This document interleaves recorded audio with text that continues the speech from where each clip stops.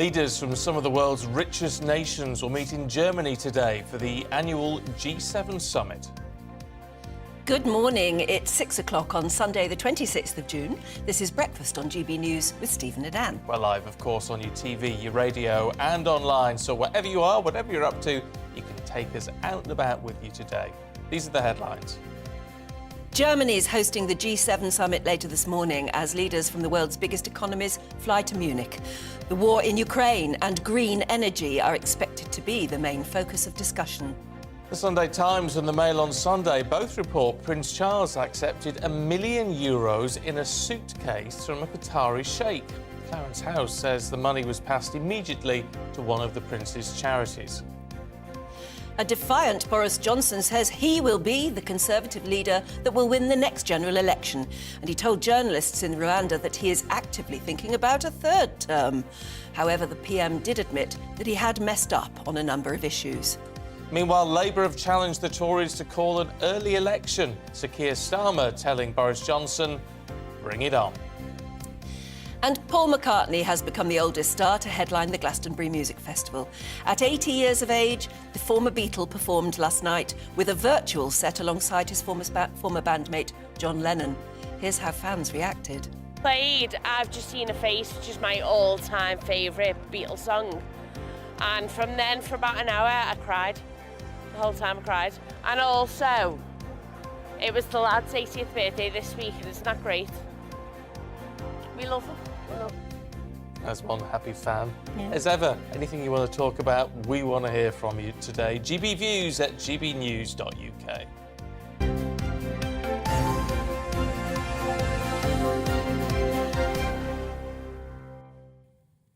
Absolutely. Must have been marvellous last night in Glastonbury, I think. We're going to talk to Stephanie Tetchy, if we can get her up out of her tent early enough in the morning, to ask, because she would have been there watching Paul McCartney and all the rest of them. I mean, whatever you think. I'm not a massive Beatles fan in some respects, but I just sort of think the man's a legend. He is a legend. He's just a legend. So and I tell you what, he looked great. He was wearing a really nice suit last night. You wouldn't have expected that. Somehow he's almost like an homage to his old Beatles suits. But he's very straightforward, sort of a Nero collar type suit, I think. He's let the hair go grey. Yeah. Now, At 80, I think you can afford to do that. Yeah, but I think it's nice. It's a good look. Yeah, it is a good look. Good look. No, he looks fab. Apparently sounded fab. And of course, to any of his fans, it would have been wonderful. Do you remember we were talking yesterday about the fact that before that, on Thursday night? Or Friday night? No, Friday night. Friday night. He did a sort of sudden concert just down the road from Glastonbury in Frome in Somerset. He played in a sort of, I don't know, great big warehouse place. And they sold the tickets only hours before to the locals. And one local lady was particularly thrilled because she'd been up to Liverpool just the last weekend. She'd been up to Liverpool to do a Beatles tour. She'd gone round all of the houses, you know how you do, and the Cavern Club and all that sort of thing, because she's an absolute Beatles nut. She came on her way back from Liverpool. She got a ping on her phone saying, we've just been invited, if we want to buy tickets for this, and they were only 25 quid each, to the local warehouse thing, because Paul McCartney's going to do his set there before Glastonbury. So she and her husband went along to that. She took along her pictures of Paul and met him and got him to sign them and everything. So, I mean, for a Beatles fan, that's been the ultimate week for her. You don't get anything better than that, do you? You don't, do you? Seeing his old house and then getting his autograph. Have you ever met any of the Beatles? Love to hear your stories. Do get in touch. Yes. Yeah. gbviews@gbnews.uk. Now, our main news today, and the Prime Minister is going to urge NATO and G7 allies to continue to back Ukraine against the ongoing Russian invasion. Boris Johnson will begin talks with the G7 today in Germany regarding plans involving trade sanctions and military support, before moving to Spain later next week for similar NATO discussions. Now, the proposed plans will heavily rely on EU involvement for certain ideas to work, despite the bloc not being a member of the G7. The summits will also see supply chain issues caused by the war debated, as well as the applications for Finland and Sweden to join NATO. And of course, this all comes as the Prime Minister faces fresh rebel Tory MPs' discussions regarding his leadership, and that's whilst he's out of the country. Well, let's talk to our political editor, Darren McCaffrey, who's following the Prime Minister around at the moment. Darren, good to see you this morning. I mean, there is a huge amount on the agenda for this meeting. There may be one big issue, but actually there's so much detail there.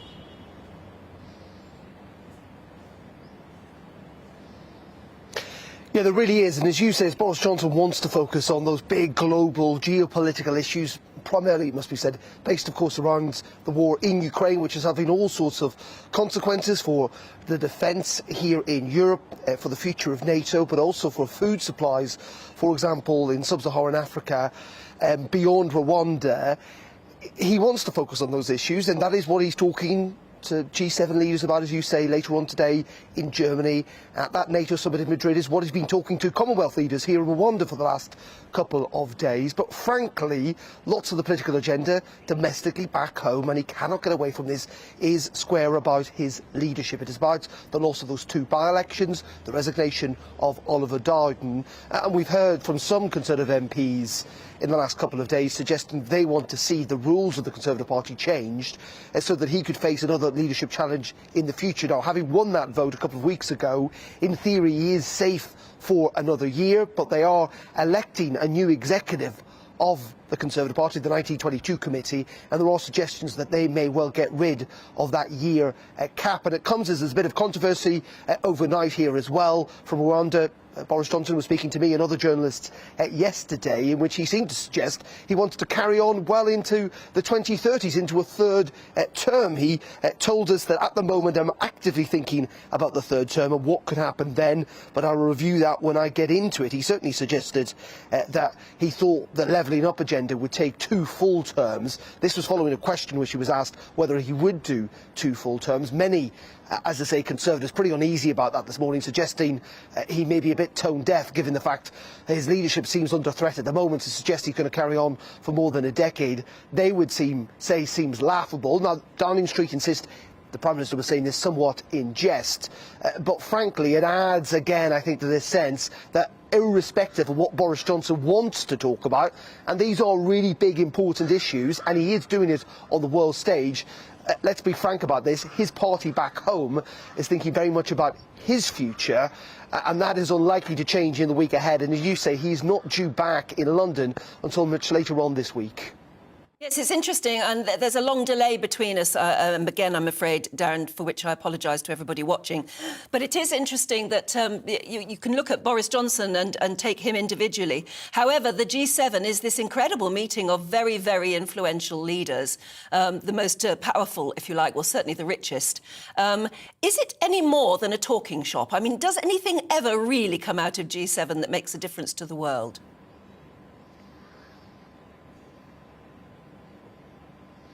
Yeah, I think it does in many regards. You're right in suggesting, these are the most powerful people on the planet. Emmanuel Macron, Joe Biden's flowing in, the German Chancellor, Olaf Scholz, of course, Boris Johnson, the European Union heads will be there as well, along with the Japanese Premier and others. I mean, Russia used to be part of it, actually. It used to be the G8 up until that annexation of Crimea, just under a decade ago. Does the G7 agree anything? I think they do to a large degree. I mean, this is about the cooperation of, as you say, some of the most powerful countries in the world. Yes, they are also competitors, so from time to time it is quite difficult to judge. But yes, I think they do, and I think we will see probably some substantial kind of movements, particularly, as I say, on this issue of food security and potentially on fuel security too. We all know that many of those G7 nations are exposed to fuel security, gas supplies and oil coming from Russia. But at the same time, there is a real concern that many and much of the kind of food supplies and the grain, and Ukraine's one of the bread baskets of the world, is being held in the port of Odessa and others in Ukraine, essentially being held hostage by the Russians, and it's trying to allow that food supply to get into the Black Sea, to get beyond there and to get to, frankly, places like sub-Saharan Africa, so that we're not facing a famine. And I think we possibly will see some progress on that. We know, even though they're not part of the G7, that Turkey is playing an active role in that. And I was talking to the Foreign Secretary yesterday, who's just come from Ankara, trying to see whether Turkey can broach a deal between Ukraine and Russia on this issue. And then substantially beyond that, I think what Boris Johnson would like to see happen is this issue kind of brought up here at the Commonwealth. That then flows onto the G7, which then, because many of those G7 nations are exposed to fuel security, gas supplies and oil coming from Russia, and it's trying to allow that food supply to get into the Black Sea, to get beyond there and to get to, frankly, places like sub-Saharan Africa, so that we're not facing a famine. And I think we possibly will see some progress on that. We know, even though they're not part of the G7, that Turkey is playing an active role in that. And I was talking to the Foreign Secretary yesterday, who's just come from Ankara, trying to see whether Turkey can broach a deal between Ukraine and Russia on this issue. And then substantially beyond that, I think what Boris Johnson would like to see happen is this issue kind of brought up here at the Commonwealth. That then flows onto the G7, pretty much all the same leaders at the G7 will then go on to Madrid and NATO, that kind of having agreed kind of some of the practical stuff at the G7, that there will be a kind of a greater military kind of emphasis on that at the NATO summit, and that will be a really crucial summit. And as you say, not least of all, Stephen, I think you mentioned it as well, where they'll be actively talking about the expansion of NATO with the inclusion of Finland and Sweden. So it is a big geopolitical week. There is no doubt about that. But again, I've just come back to this point that, you know, half of the Prime Minister's brain, let's be honest about this, will also be thinking about that trouble back home. OK. Darren, for now, thank you very much indeed. Well, let's talk to former Army officer and military writer Patrick Benham-Crosswell, who joins us now. Morning to you, Patrick. Look, in terms of what is going on in Ukraine and what Boris Johnson is going to ask for, I mean, this all comes off the back of last night Volodymyr Zelensky saying in his address, look, the West really needs to keep doing more. We need to get a lot more hardware into the country. Yes, absolutely. I mean, the war in Ukraine is turning out to grind on for a long time, and I think it will be. And with that goes the consumption of ammunition primarily, which is Ukraine's biggest problem. Early in the war, the ammunition factories were destroyed. They're in the process of switching to Western artillery, and they need more of it. And that can only come from Western stockpiles. I mean, I think the interesting question will be the balance of quite how much of the existing stockpiles of ammunition NATO is prepared to give forward, given the concerns of the Baltic states. Yes, I mean, nothing... obviously, President Zelensky is simply going to ask for more, isn't he? It's a bit like Oliver with the begging bowl. And how many countries, which countries, will react? I mean, our Prime Minister wants everyone to agree to a new phase of military, political and financial support. Will all the other countries agree with him, do you think? I don't think anyone would publicly dissent. I mean, it may well be that various countries, for whatever reason, say they can't do this or they can't do that. But the weaponry that the Ukrainians need is fairly standard across all of NATO. Everyone's got it. And we're talking about 155mm howitzers, and we're talking about MLRS primarily. Most people have got that. The problem is that the ammunition stockpiles are finite. These weapons are complicated to make, so they're not going to be made instantly. Contrasted with Russia, which has already put its ammunition factories making dumb ammunition, dumb artillery rounds. They're already working 3 shifts. So the Russians are, if you like, at the moment seem to be winning the logistic war in the factories, making sure that they got plenty of lower capability weaponry, whereas the Ukrainians are under serious logistic pressure. And, you know, it's worth remembering, logistics loses wars. And Ukraine is fighting very hard, very high intensity warfare for a very long time. There for the moment. It's coming up in our headlines any minute now as well. All the news still coming from Ukraine. But thanks very much for the moment. That's Patrick Benham-Crosswell, former army officer and military writer. It's 6:30. Let's bring you up to date with the headlines then. And the Ukrainian president has said the war with Russia has entered an emotionally difficult stage after Moscow's forces captured the eastern city of Severodonetsk. Ukrainian troops were forced to pull back after weeks of street fighting and bombardment left the city in ruins. In his nighttime address, Volodymyr Zelensky said his country will win back all the cities it has lost. Meanwhile, the Prime Minister has suggested a ban on new grammar schools across the country could be lifted, saying he's never been against academic selection. Labour banned opening up any more 20 years ago. But the Education Secretary now, Nadeem Sahawi, says he wants to make grammar schools into a family of multi-academy trusts, whilst protecting their status. Killer drivers could spend their life behind bars under new rules coming into force this week. Judges will be able to give life sentences that exceed the previous maximum of 14 years to dangerous drivers who kill and careless drivers who kill whilst under the influence of drink or drugs. In the United States, President Joe Biden has signed an historic new gun safety legislation. Republicans and Democrats agreed a deal following a string of mass shootings in America, and the new measures strengthen background checks for the youngest buyers of weapons and increases funds for mental health and school safety programs. Sir Paul McCartney has made history at Glastonbury after becoming the festival's oldest solo headliner a week after his 80th. The rock star kicked off his set on the Pyramid stage with the renditions of You Can't Buy Me Love, classic, of course. After the crowd sang happy birthday to him, the star said it was good to be there.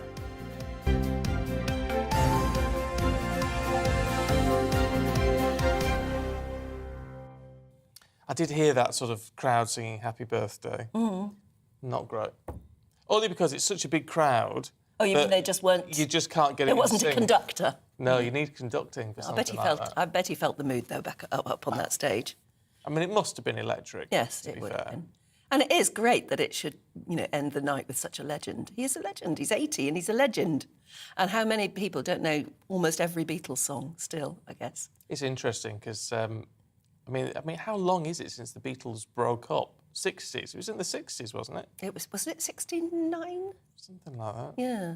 And yet still, every day to and from coming to work, I drive down Abbey Road. And every day, that zebra crossing has got tourists on it waiting to get their picture crossing it every single day. Absolutely brilliant, isn't it? All these years on. Yeah, it's the most famous zebra crossing in the world. Of course it is. It's extraordinary, though, isn't it? That, they're still doing it. Yeah. Yeah, we should go and stop the traffic and walk across the zebra crossing. It'd be fun, we should wouldn't it? do. Have you ever done that? Actually, yes, here we go. A lovely picture for you to send in to us if you can drag it out anywhere. It's probably in a shoebox under the bed. But if you ever went to Abbey Road and took a picture of yourselves crossing that zebra crossing, love to see it. And tell us your Beatles stories. Have you ever met any of the Beatles? There will be a story behind it if you did. Get it into us. It's gbviews at gbnews.uk. Now, the Prime Minister has claimed he's thinking about a third term as Prime Minister, despite an ongoing rebellion within his own party. Speaking to reporters in Rwanda, the PM said he was considering running until the mid-2030s. This comes after the Conservatives suffered 2 by-election defeats and the resignation, of course, of the party co-chairman, Oliver Dowden, Well, I suppose he's got to come up, sort of confident. He did say afterwards, he was only joking. Yeah. Because you can't, that would make him the longest-serving Prime Minister ever. Yes, but, you've got to come over confident, especially if you're being cornered, don't you think? Yes. By all these reporters asking him really embarrassing questions. Yeah. I can understand why he came out bullish. Bullish Boris. Joining us now is Professor Scott Lucas, Professor Emeritus of International Studies at the University of Birmingham. Good morning. Very good morning to you. Do you think it was Boris being bullish, or do you think he really means it? Well, Boris means it. Boris would once wanted, he said he wanted to be world king. So why would he want to leave? The problem for Boris is that he's now become the political equivalent of Monty Python's Dead Parrot sketch. It is important, the G7 summit, it's important, the NATO summit. Ukraine is certainly important. But what matters is what happens back home. And when you've got a prime minister who is in trouble over the economy, he's in trouble over his own statements with Partygate, when he's lost the confidence of almost 80% of his backbenchers of his own party, it's really not enough to say, just like Margaret Thatcher said in 1987, I'll go on and on and on. Remember, Margaret Thatcher said that in 87. By 1990, she's out. I think Boris Johnson, having said, I'll be here till the 2030s, could well find himself out by the end of this year. Yeah, he is someone, though, that, whether you like him or not, he's a very good campaigner, he can be a very good vote winner, and if they become a bit more conservative in their policies, which there's an awful lot of pressure to do, perhaps that is just going to be enough for people to say, actually, if we back him, he might get us back in. Well, there's a big problem with that. And you're absolutely right. The key reason why Boris Johnson became prime minister, replacing Theresa May, for many Tory MPs, is the idea he was an electoral asset. Not necessarily policy, not necessarily his day-to-day management. The idea is he does well in rallying the crowds. The problem now is that for many of those Tory MPs, especially in seats that were taken in 2019, think of the Red Wall, he's become an electoral liability. It's not just the by-elections, the disasters at Tiverton and in Wakefield that we saw on Thursday. The idea is that going into the general election in 2023, you need to have a rallying cry. And the problem is that the rallying cry of get Brexit done in 2019, in 2023, people say, wait a minute, why isn't it done yet? And the point is that on the economy, on social services, it's not really been done for many folks, what they're seeing day to day. And saying, well, we'll deport asylum seekers to Rwanda looks like sort of a cover excuse to try to throw a bit of red meat out to them, saying, please, please, please vote for Boris one more time. Well, there was a bit of that today, just in our last headlines. I mean, he's proposing lifting the ban on building grammar schools. That'll go down very well with the Tory faithful, won't it? Yeah, but again, you have the problem, Anne, which is, wait a minute, what have you done so far? Because remember, in 2019, it was supposed to be the whole leveling up agenda. And, you know, we were supposed to get tens of thousands of nurses. We were supposed to get tens of thousands of police. We were supposed to get 40 hospitals. You know, where are they in 2022? A few weeks ago, it was, we'll get more housing. Michael Gove was going to pave the way on that. Well, where are we seeing that? So it certainly makes for a great slogan that says, all right, you'll get some more grammar schools out there.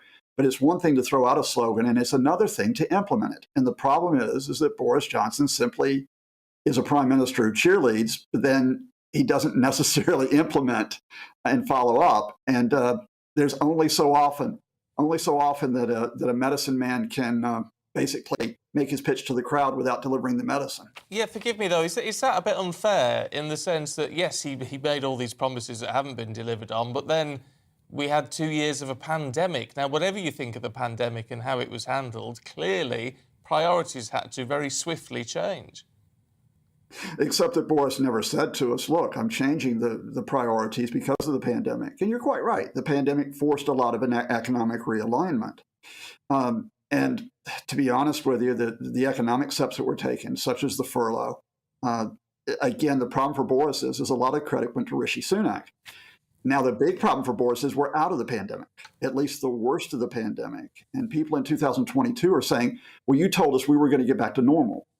It doesn't feel like normal until those economic indicators turn the right way. And I got to give you the stark headline, not just because of the pandemic, but because of some long-term issues, long-term structural issues, and because we're still dealing with Brexit. We dropped 0.3% in April. And if that happens in May and in June, we're in recession. And if we go into recession, I don't see any way that Boris Johnson hangs on. OK. Scott Lucas, good to talk to you. Thank you. Your views already coming in from Ellie says, maybe if Boris starts to look after the UK rather than giving away billions to the rest of the world, he may last until 2030. Daniel says, I'd like to see a complete overhaul of the UK political system. If we continue to get this type of leader, ultimately they all seem to be self-serving. They're all self-serving. Is that a bit harsh? I don't know. I don't think they go into politics to be self-serving. Well, maybe some do. Some do. Yeah. Tyrone says, morning, guys. I'm hoping for a sunny day in Wolverhampton this morning. Always great to catch up on the latest news. Looking forward to see what else have you got in store. Oh, lots. Lots in store today. Lots. Yeah. I want to hear your Beatles stories, though. If you've ever met yes. a Beatle, please do tell us the story behind that. And if you've got any pictures, if you've ever been to Abbey Road and taken a picture of yourself walking across the zebra crossing, the most famous zebra crossing in the world, love to hear from you. Talking of pictures, have a look at this. If you're on the radio, let me describe it for you. It is a wood-burnt picture. So you found it. You see, that's the one that we were promised. So that's the one that Rochelle Oliver, who emailed in ages ago, and said she was going to make us one because we were talking about wood-burning pictures. And who is that? So that cat? is Timmy. That's Timmy, cat. your cat. Let me show you the picture she did it off, because she sent that in as well. Oh, look, that's brilliant. Amazing, isn't it? And that's your garden. Timmy's there sitting at the window that we got to know very well during the pandemic when you were broadcasting from home. And that's your green garden behind. Yeah. So, I mean, look at that. Absolutely. So, finally, I've really managed very, to find very it. Good. So, Can you see Rochelle, thank you very much burned indeed. In. Isn't that Beautiful. Clever? I expected it to be more grainy, you know, and it's not. I wonder how you do that. It's very clever. Takes ages. Wood-burning art. Thank Love you it. very much That's indeed. marvellous. Show Timmy. Absolutely. Oh, Timmy's going to love it. His dad will love it as well. There you go. Much more to come for you, so don't go anywhere. We're going to be looking at protests over the abortion ruling in the United States. That's in just a moment. Looking ahead to today's weather, and the UK is looking on the unsettled side as low pressure continues to dominate. Let's take a look at the details. At midday, the southwest of the UK will see a mix of sunny spells, scattered blustery showers. Some of those showers could be heavy, and it is going to feel cool. Plenty of sunny skies, though at lunchtime across southeast England. A few showers are possible, but many places will stay dry. Cloudy skies with showery rain affecting North and West Wales. Best of the sunshine can be found across the south and east. Sunshine and showers for the Midlands this lunchtime. A few of the showers could be on the heavy side, though, with perhaps the odd rumble of thunder. Maximum temperatures reaching close to 20, though. Warm. Fairly cloudy skies are expected across northeast England, but there will be some bright or sunny spells from time to time. A few light showers are also possible, highs of about 19 degrees. And in Scotland, a wet afternoon across much of the country with some heavy rain in places. The best of the sunshine will once again be found across northern parts. Now, very unsettled across Northern Ireland today. Heavy and often thundery showers continuing to develop. Some sunshine in between, highs of 16 Celsius. The winds should ease. So there you go. Showers continue across western parts through the rest of today. Best of the sunshine found in the east. And that's your weather for you today.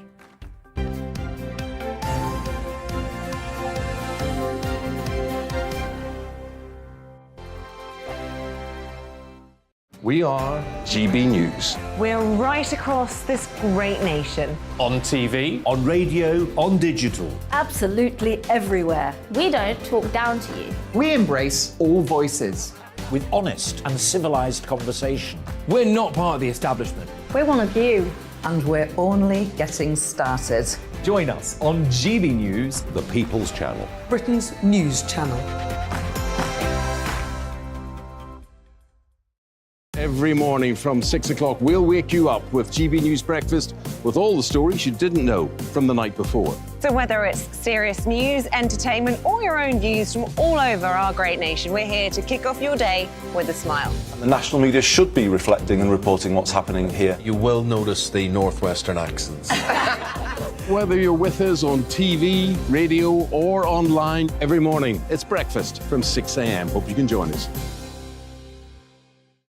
Join us for Ministry of Offence, the comedy panel show that's just like the news, in that the left fights the right and it doesn't really seem to matter who wins. We cover the big stories. It was in fact a troop of baboons and not angry vegans. I like that. And the really important stories. Fat naked cow gets stuck in swimming pool. It's a headline in a lot of local newspapers. Yeah. We're on the same team, Nick. Yeah, but I'm just helping you. Join us for Ministry of Offence, Saturday nights, 8 o'clock on GB News.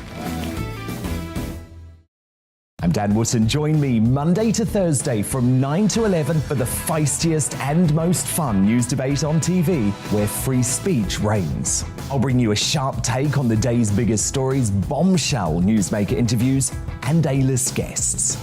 And I guarantee you, no spin, no bias, no censorship, and no reason to go to bed. That's Dan Wootton tonight, Monday to Thursdays from 9 on GB News.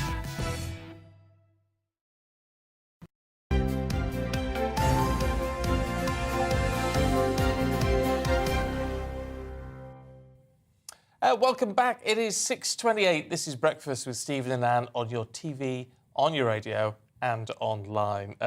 Already people talking about Glastonbury this morning. Samantha missed the big trick, though. Oh. She said, "Morning, Stephen and Anne. I can't wait to hear more about Glastonbury. I missed Paul last night as I just couldn't stay awake." Now interesting, Samantha, because you say, I thought it was good that many artists spoke about the abortion laws in the USA. Women in the UK are angry, very, very angry. Phil says Glastonbury is supposed to be about the music. Keep politics and social issues out of it. I don't know whether you can. It's a bit like with sport at the moment already. Novak Djokovic is saying it's wrong. He feels it's unfair to ban Russians and Belarusians from Wimbledon this year. He just says he doesn't feel it's fair. Now, I'm not sure whether he's saying it's not fair on them or it's not saying, or it's unfair because it obviously will affect the rankings, world rankings. of which he likes to be king. So, you know. Yes, it will. But I said they're not there representing their country in that sense, are they? It's not like... So just, is it unfair to ban them from Wimbledon just because they were born in the wrong country? Or is it an important thing for Wimbledon to say no at the moment because of the situation with Russia? We've just got to ban Russians. Yeah, I don't know. How do you feel about that, actually? I mean, I love watching Wimbledon, and you would always want your big players like Djokovic and Nadal to be playing the best available. And there are some very important Russians who would be coming in normal times. Is it fair to ban them from that sport at the moment, from the best tournament of the year, or given the sort of depends what their view is. There was that athlete, I can't think, what was it swimming or was it something else, who at the start of the conflict went up on the podium. He's only a young boy, really, but had a Z on his... That's right, which is pro-Russian. Which was pro the attack. So, I mean... That's wrong. I mean, that's wrong. I mean, I definitely feel that's wrong. Anyway, let us know what you think. Yeah, GB Views, gbnews.uk. Now, massive protests swept across the United States in response to the Supreme Court decision overturning that constitutional right to abortion. Rallies were held all over, but including New York, Los Angeles and San Francisco, as well as Chicago, Seattle and lots of other cities. And our Prime Minister, Boris Johnson, described the ruling as a big step backwards, as hundreds took to the streets in London and Edinburgh to demonstrate against the decision.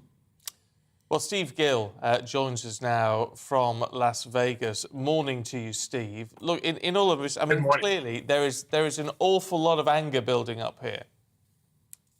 You know, it's interesting, in the places that you mentioned where the protests are the most fiery, where they're the largest crowds, are all places that this decision will not affect the right to abortion in those states.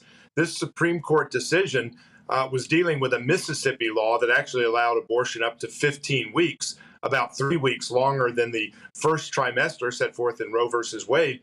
But it really moves the decision-making back to the states. And in places like New York and California and others, they already have rules on the book that will allow abortion up till the moment of birth, and in some cases, right after. So the places where people are most upset are places when this ruling really won't have any impact on their right to choose an abortion.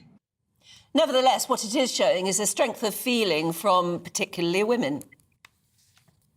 Yeah, it's interesting. There's a new McLaughlin poll that just came out that reveals when you look to the American public where they rate the abortion issue in terms of their highest priorities, only 5% rate it as the #1 priority for them. Right now, you've got people that are a lot more concerned about gas prices, inflation, a whole host of other issues. So in terms of the political fire that this may have for the Democrats looking to the November elections, again, it's not the top priority for folks that are a lot more concerned about their pocketbooks than about the issue of abortion. And of that 5%, how many of them were actually a swing vote that might have swung to the Republicans in the polling process in November? It just seems remarkable. And from our perspective, watching it from over here, it seems very odd that abortion, whether you agree with it or not, whether you have questions over it or not, it seems very odd that it is a party political issue. Well, you know, it's been driven down that path for a long time. And frankly, in the United States right now, every issue is being painted through the most partisan picture. Literally every issue, whether it's gas prices, whether it's, you know, providing protection for the Supreme Court justices. You had an assassination plot that was foiled, and yet you didn't have the Democrats in Congress even willing to agree to put more protection for the Supreme Court justices and their families. So everything is out of the prism of politics right now. And that's unfortunate because this issue is going to drive a lot of fury and a lot of sound. I'm not sure that in the long run it will have really that much impact on the lives of most Americans. Well, you say most Americans, but it almost seems to us from the outside anyway, as though America is almost split in half over so many issues, as you said. How will you ever come together to get a president and a Congress and a Senate that will ever agree on anything? Well, I think as we look to the November elections here, you're seeing the polling indicate that Republicans that right now have about a 4-seat minority in the U.S. House, where Nancy Pelosi is the Speaker, she only has a 4-seat majority. There are expectations that the Republicans could sweep in the fall, pick up a 40, 50, or 60-seat majority in the House. So while it is very close now, when you look at the trend lines, and particularly, again, as people look to high gas prices, inflation, the debacle of how we left Afghanistan, the money that's being spent in Ukraine that now exceeds $55 billion, while our own southern border is wide open. I think a lot of Americans are, indicating where they're going to vote in November will move that split from 50-50 to a pretty clear Republican majority that will move issues ahead.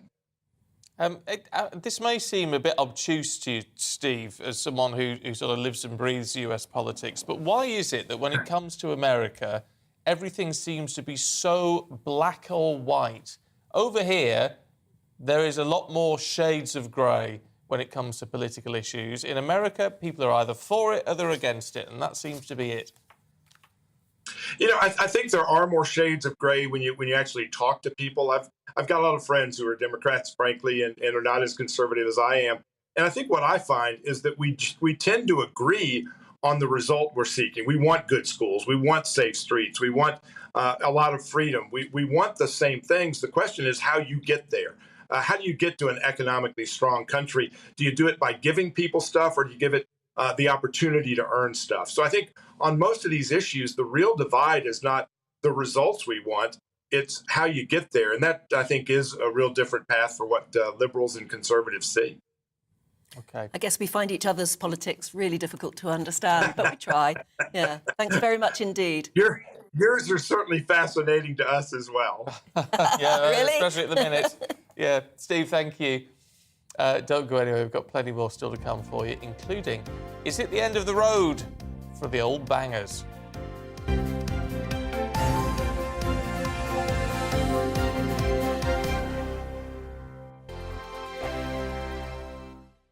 We are GB News. We're right across this great nation. On TV, On radio, on digital. Absolutely everywhere. We don't talk down to you. we embrace all voices.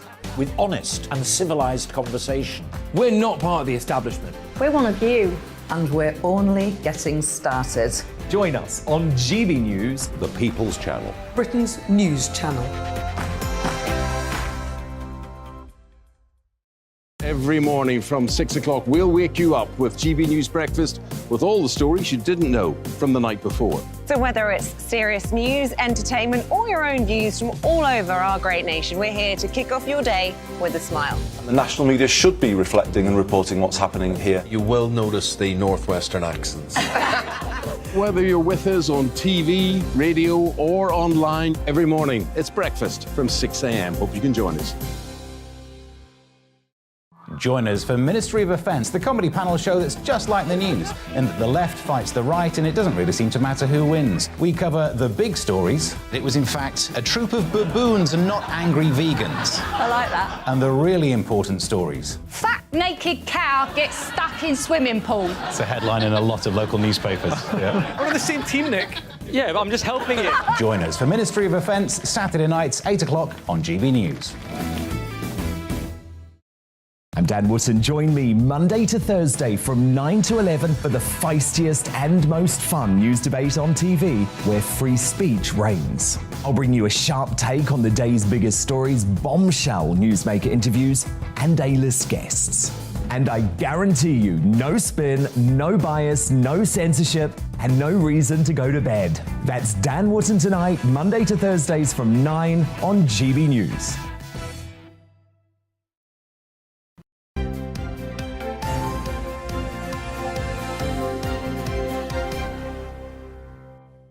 .38, morning to you, watching and listening to Breakfast with Stephen and Anne. So, lots of papers to look through today, and leading on various different things, actually. So, joining us to review the papers this morning, anthropologist Mariana Hota and political editor of the UK Huffington Post, Kevin Schofield. Morning. Hello. Right, Marianne, the royal bombshell. Now, the Daily Mail's leading on this, plus one other paper, I think. The Sunday Times. And we were wondering, is this a story? Is this a non-story? What's going on? So can you explain it? It's a good question. So, big headline, Charles took €1 million in a suitcase. So, literally cash Cash in a notes suitcase. In a suitcase. And then quickly handed it on to an advisor. Yes. It was then banked and fully disclosed to the charity for which it was a donation for. So who gave him the suitcase full of money? So the suitcase full of money came from Sheikh Hamad bin Yassim, who is a Qatari sheikh, who is a controversial figure because of other big donations, because of the extent of his wealth. So, for example, he was one of the kind of key figures in a Qatari buyout of big London landmarks like the Shard, the Olympic Village, they own a lot of. And so there's this kind of question of, like, what is the money getting you? And there's the suggestion that this is influence, this is some kind of political favours. Obviously, this is on the back of last year. The prince's, one of the execs of one of the prince's charities having to stand down, and is currently being investigated by both the Met Police and the Charities Commission for basically writing a letter to a donor saying, of course, because in light of your very generous donation, we'll make sure that, you know, we put in a good word for you in terms of the Queen's Honours List, we'll put in a good word for you in terms of citizenship. It matters, doesn't it, what the motive was.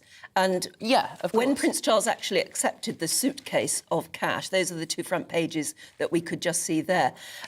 When Prince Charles accepted a suitcase full of cash, was he doing it on behalf of a charity and say, thank you very much, the charity thanks you?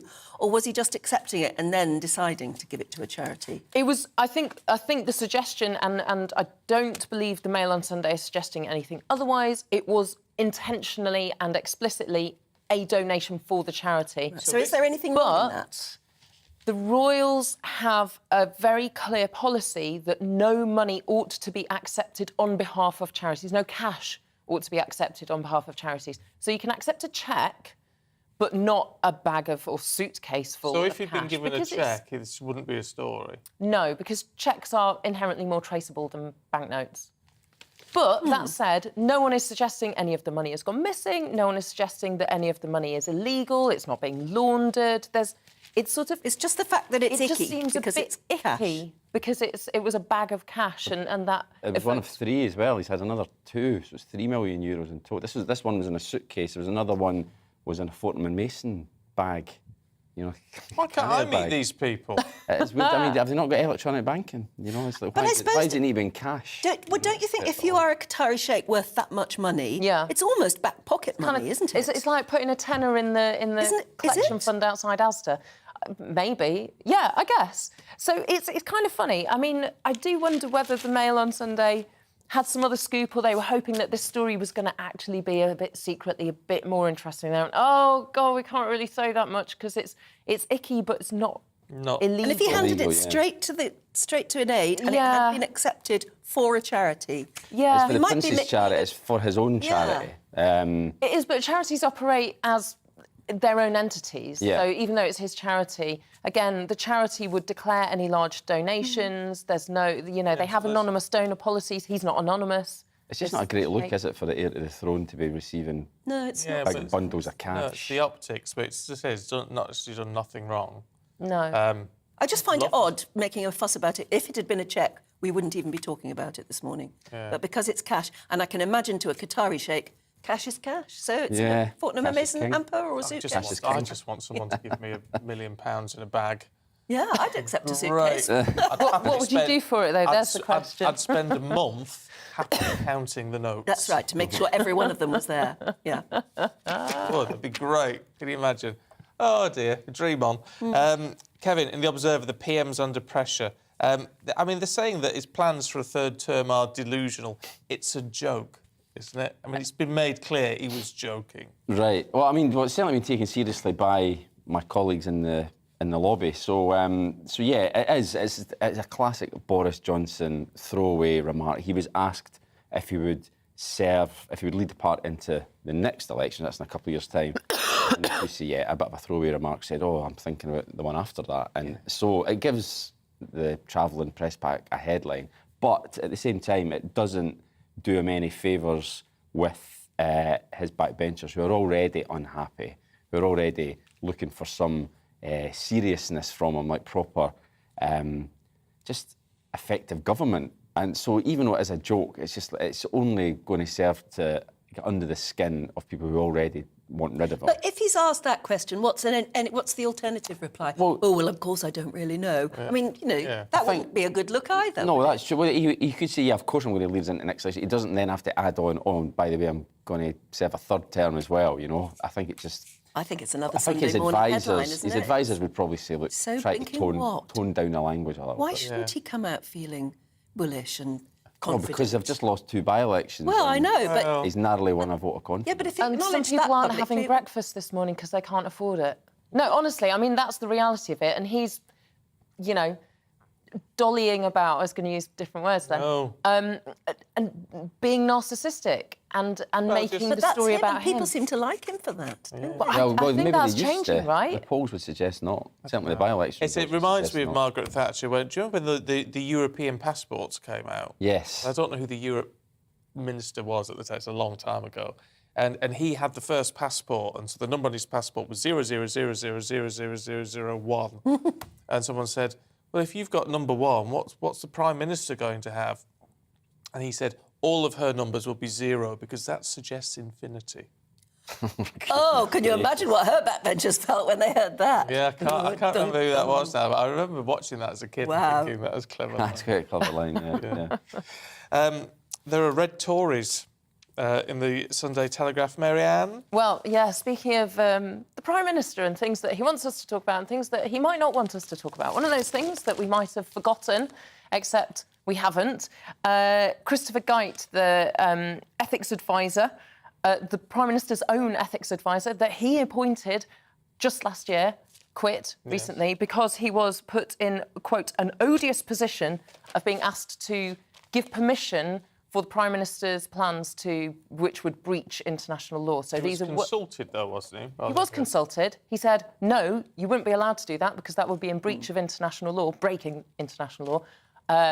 The PM went, well, we're going to do it anyway. So quite understandably, the ethics advisor went, well, I can't do my job then, I quit. If that's not a cue to suggest that you should probably rethink what it was that you were planning to do, this is a kind of but he needs to win back those red wall seats, doesn't he? Well, so what his plan is to impose steel tariffs. So that would be for imports of steel from countries outside the UK. Tata Steel, which has bases in the UK, has gone, that's a great idea because we don't want to be flooded by cheaper imports. However... It's good for jobs. Possibly, but UK businesses who are reliant on steel that they can afford have said, I mean, is that good? Lots of Conservatives are saying, this is very, very unconservative. This is a protectionist, it's anti-free market, it doesn't bode well because you're kind of basically making up the rules as you go along, breaking international law, once again, breaking international law in order to protect a domestic market. And the thing is, however much people like to kind of wave their flags and kind of, sing Land of Hope and Glory, we are not an island nation that can cope on its own. We are part of a very interconnected global world. Our businesses, our livelihoods are reliant on those international connections and international trade. That was one of the great promises of Brexit. Kevin, it's very Trumpish. Yeah, it's a Britain first type of argument, isn't it? So, I mean, the politics of it are interesting. Obviously, the line that the Telegraph are going on is that this will help in the red wall.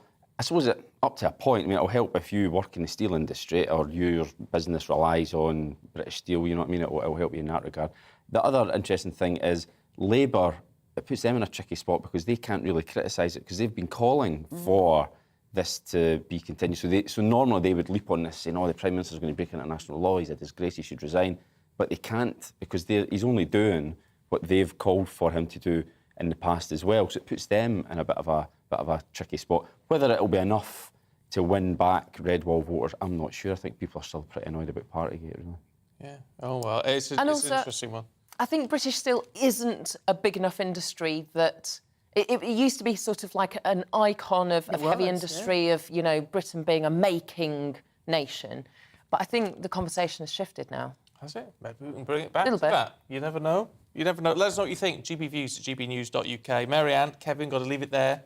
should catch up with you a little bit later. You might like to hang about, though, for this one. Because, well, we're talking about British steel. Yes. And in the olden days, it was always British steel for British cars, wasn't it? Yes, that's why they were so heavy and hard to move about. And rusted a lot. Yeah. Car breakdown companies have dealt with a surge in call-outs as many more commuters have taken to the roads in a desperate bid to beat the strikes. That's understandable. But many of the cars they're using have ended up causing all the gridlock because they're not roadworthy. And that's according to the RAC, who attended 7,000 incidents. That's 10% more than normal.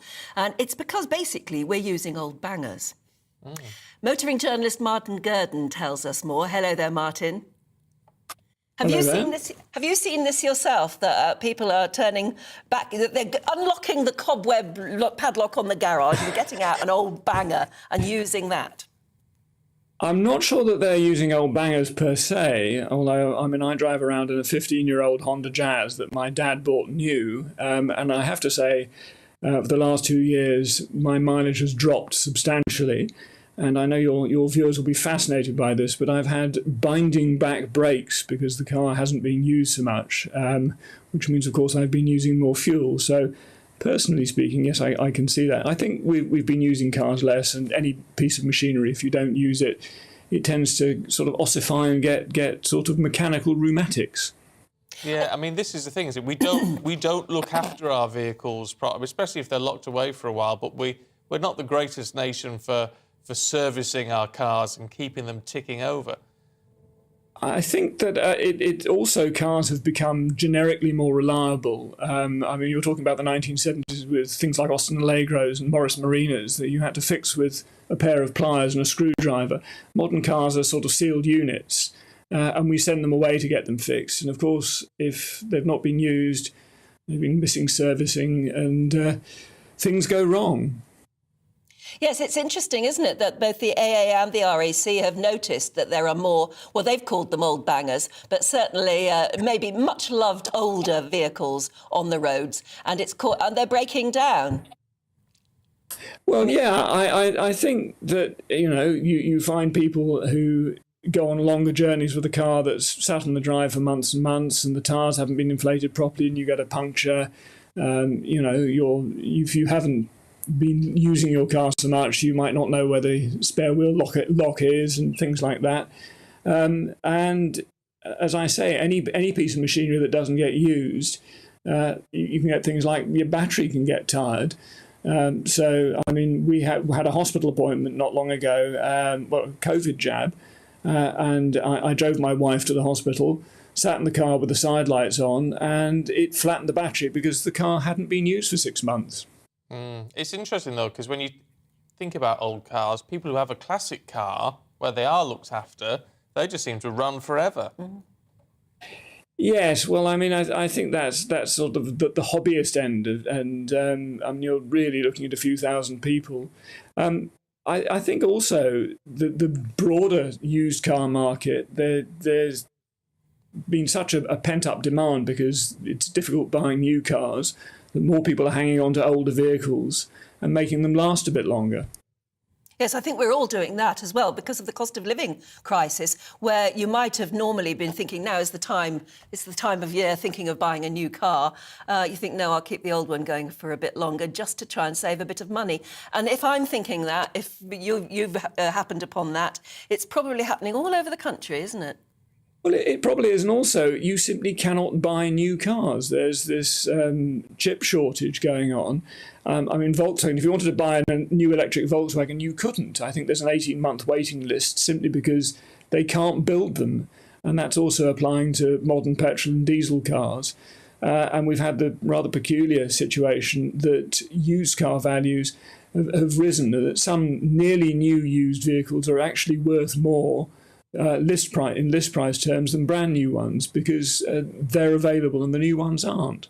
Yeah, it's interesting, isn't it? So for people who have got an old banger who think, well, actually, maybe even if I just buy a cheap little runaround, nothing's that cheap anymore, they're just becoming more expensive. It's just not as affordable as it might once have been to swap something. No, I mean, the days of the really cheap, 250, 300 quid car have gone, simply because there are fewer of them. I mean, we had successive scrappage schemes. We were all encouraged to swap out of older, dirtier cars into more modern ones, and you'd get a lump sum if you traded in your old banger. And that cleared away a lot of perfectly serviceable, decent older cars, and there's now a shortage. So people who are driving the older, cheaper stuff are hanging on to their cars. Mind you, with things like the congestion charges that you're seeing in quite a number of our cities, a lot of these vehicles are going to become less usable because they're going to attract charges. Why is a motoring journalist driving I was going to ask that. in a 15-year-old Honda Jazz? Well, I need to express this with care. I mean, a lot of my colleagues, we sort of live a lie. We get new shiny stuff which we drive around in, and drive the old stuff for the rest of the time. I mean, I drive that car because it's finished depreciating. It's not. I don't have a massive amount of capital tied up in it. I don't have a lot of emotional capital tied up in it. And we go to the dump regularly with garden rubbish, and the shiny new stuff I drive, they'd be cross if I filled it full of cuttings. So I drive an old heap. Yeah, fair point.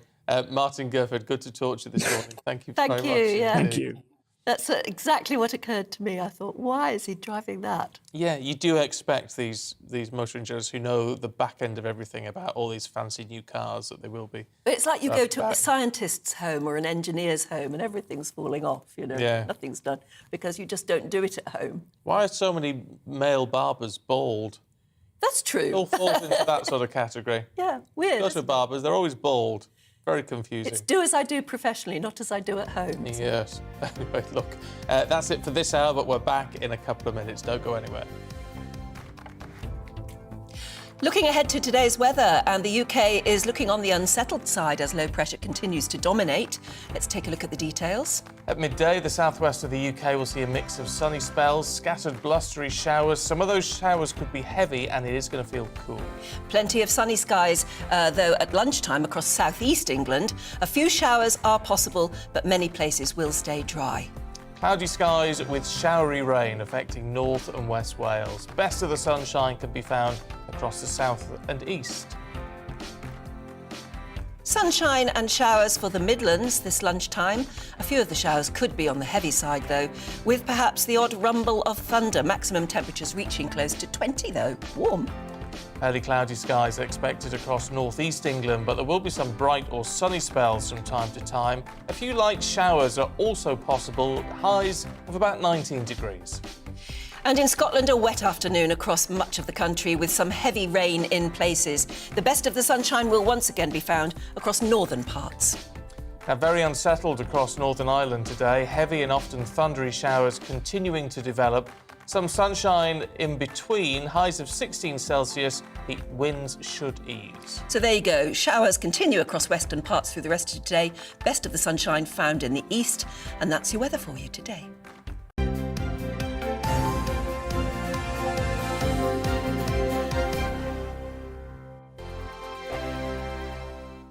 We are GB News. We're right across this great nation. On TV, on radio, on digital. Absolutely everywhere. We don't talk down to you. We embrace all voices.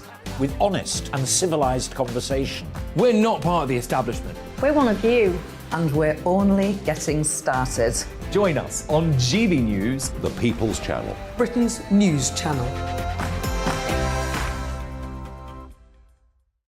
Every morning from 6 o'clock, we'll wake you up with GB News Breakfast with all the stories you didn't know from the night before. So whether it's serious news, entertainment, or your own views from all over our great nation, we're here to kick off your day with a smile. And the national media should be reflecting and reporting what's happening here. You will notice the northwestern accents. Whether you're with us on TV, radio, or online, every morning, it's breakfast from 6 a.m. Hope you can join us. Join us for Ministry of Defence, the comedy panel show that's just like the news, in that the left fights the right and it doesn't really seem to matter who wins. We cover the big stories. It was, in fact, a troop of baboons and not angry vegans. I like that. And the really important stories. Fat naked cow gets stuck in swimming pool. It's a headline in a lot of local newspapers. Yeah. We're on the same team, Nick. Yeah, but I'm just helping you. Join us for Ministry of Defence, Saturday nights, 8 o'clock on GB News. I'm Dan Wootton. Join me Monday to Thursday from 9 to 11 for the feistiest and most fun news debate on TV, where free speech reigns. I'll bring you a sharp take on the day's biggest stories, bombshell newsmaker interviews, and A-list guests. And I guarantee you, no spin, no bias, no censorship, and no reason to go to bed. That's Dan Wootton tonight, Monday to Thursdays from 9 on GB News.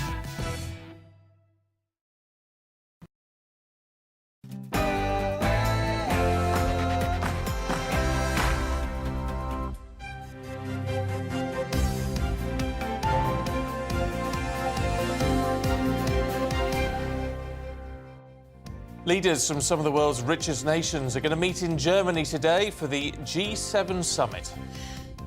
Good morning. It's 7 o'clock on Sunday, the 26th of June. This is Breakfast on GB News with Stephen and Anne. We're on your TV, on your radio and online. So whatever you're up to today, you can take us with you. And these are the headlines. Germany's hosting the G7 summit a bit later this morning as leaders from the world's biggest economies fly into Munich. The war in Ukraine and green energy are expected to be the main focus of discussion. Sunday Times and the Mail on Sunday both reporting Prince Charles accepted €1 million in a suitcase from a Qatari sheikh. Clarence House says the money was passed immediately to one of the prince's charities. A defiant Boris Johnson says he will be the Conservative leader who's going to win the next general election. He told journalists in Rwanda that he's actively thinking about a third term. However, the PM did admit that he had messed up on a number of issues. Meanwhile, Labour challenging the Tories to call an early election. Sir Keir Starmer saying, bring it on. And Paul McCartney has become the oldest star to headline the Glastonbury Music Festival. At 80 years of age, the former Beatle performed last night with a virtual set alongside John Lennon. Here's how fans reacted. Played I've Just Seen a Face, which is my all-time favourite Beatles song. And from then, for about an hour, I cried. The whole time I cried. And also, it was the lad's 80th birthday this week, and isn't that great? Oh, isn't it lovely? She said she cried. In the olden days when the Beatles used to play, girls screamed. It screamed, didn't they? Screamed and cried. Hysterical. Yeah. But so you couldn't hear the music, you could only hear the girls screaming. Oh, it's a bit like that if you go to a Vamps concert now. Really? I've taken my niece to a Vamps concert and you struggle to hear what the band's playing. Because they're screaming? Or they just scream. Why would you go to a concert of a band you absolutely love to hear their music and then just scream? It's a shame because it was a great show. Just get caught up in the moment, I I suppose. was stood next to another sort of parent and we just kept looking at each other. Yeah, OK. Can't hear anything. Anyway, Love to hear your Beatles story, though. If you've met a Beatle, do tell us. How, when, where, how did it happen? Got any pictures? Love to hear from you. GB Views at gbnews.uk.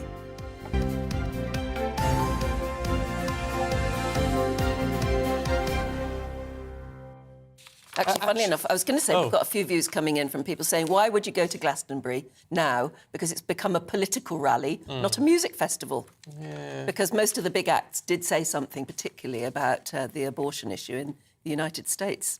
Yeah, I do sort of wish celebrities would stay out of politics. I know this is a slightly different issue because it's not sort of politics as much as it is. It's about female rights, I suppose. I tell you what, Glastonbury, and we'll talk about that quite a lot this morning, but it's not my cup of tea. Now, reached an age, I would rather have spent my weekend with Andy and Claire. Andy's emailed in. Me and my wife Claire are just finishing up our long spa weekend in Windermere. Beautiful. I was up in Windermere a month ago. It was gorgeous.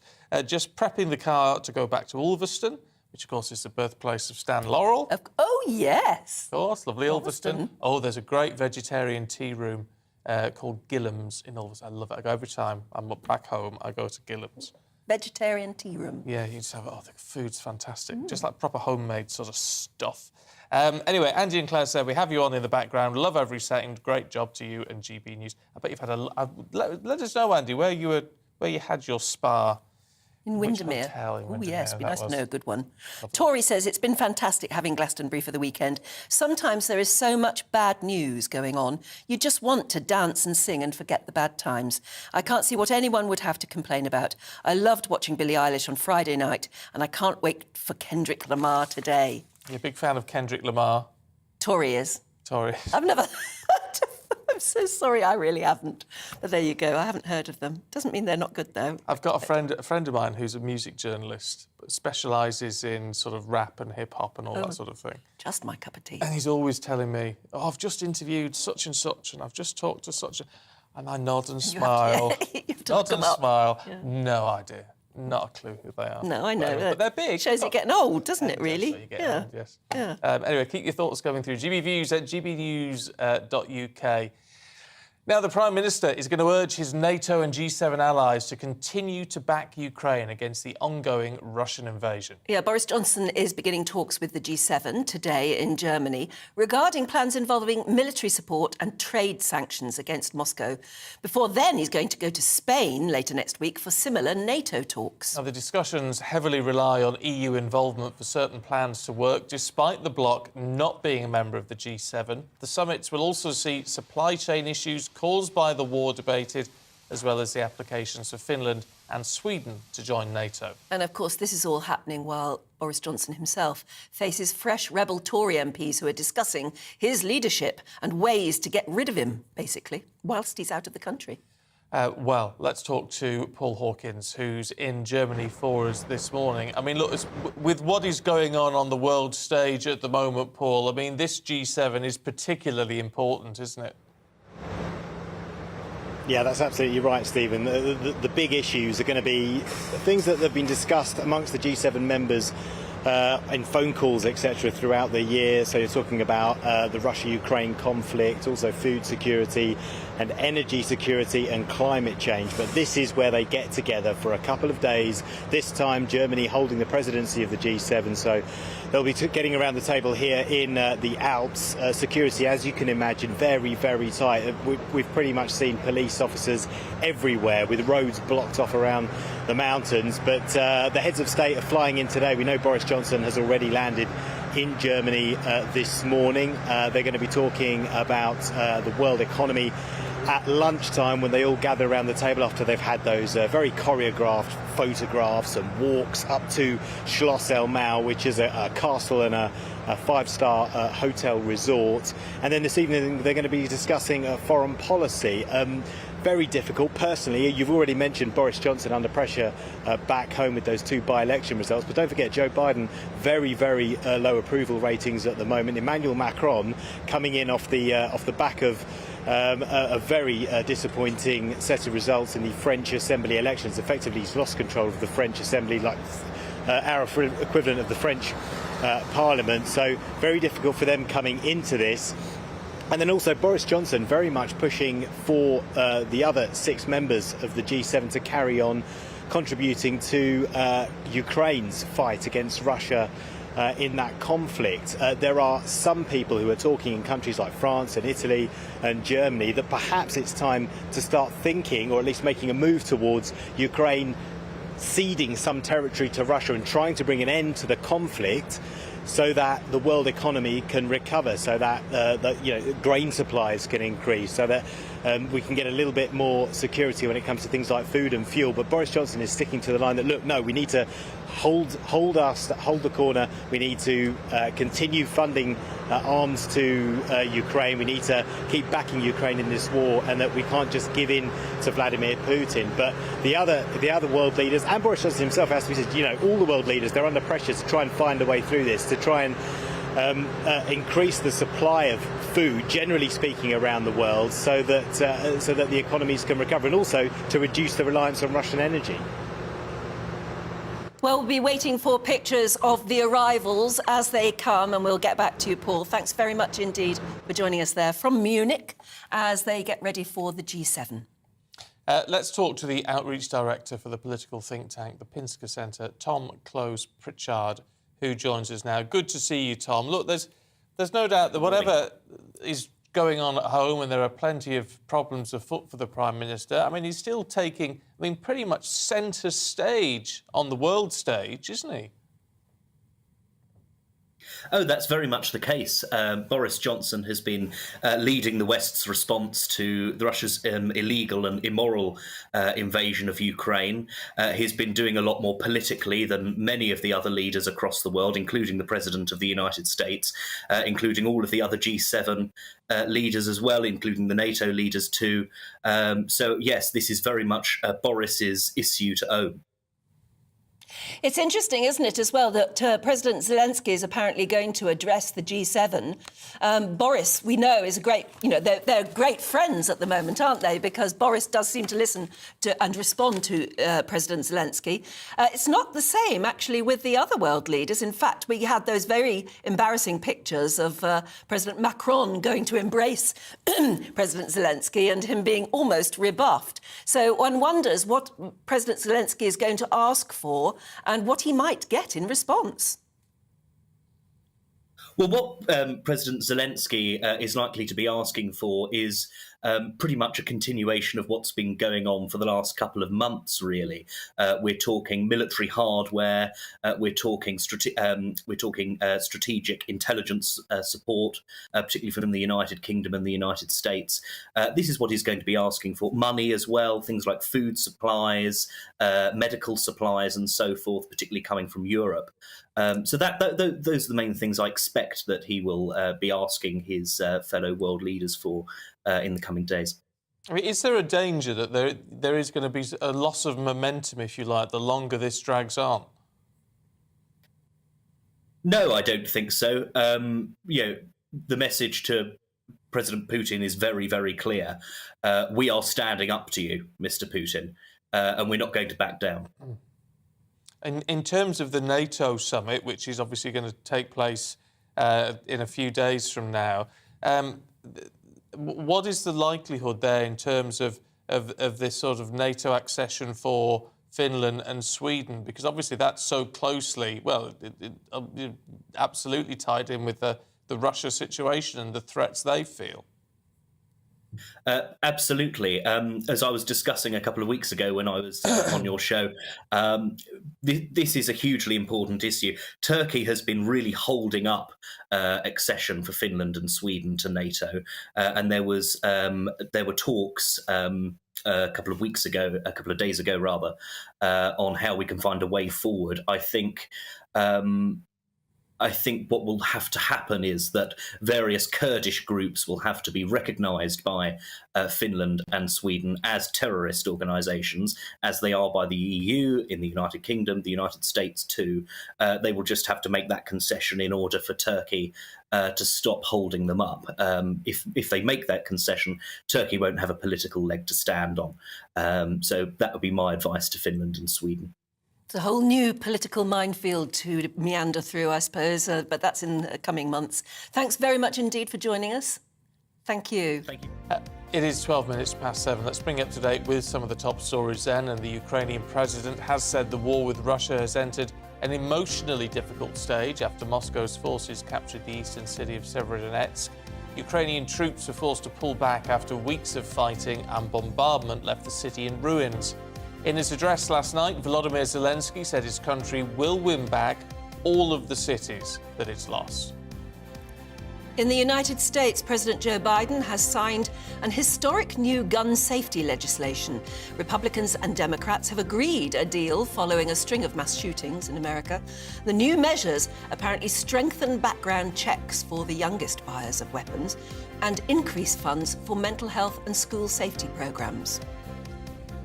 Killer drivers could spend their life behind bars under new rules coming into force this week. Judges will be able to give life sentences that exceed the previous maximum of 14 years to dangerous drivers who kill and careless drivers who kill under the influence of drink or drugs. We're talking 25 years as a sentence, right? It's not Yes, life not in life prison, behind that's bars. Paul McCartney there made history at Glastonbury last night as the festival's oldest solo headliner, 1 week after his 80th birthday. The rock star kicked off his set at the Pyramid Stage with a rendition of the Beatles' hit Can't Buy Me Love. After the crowd sang happy birthday to him, the star said it was good to be there.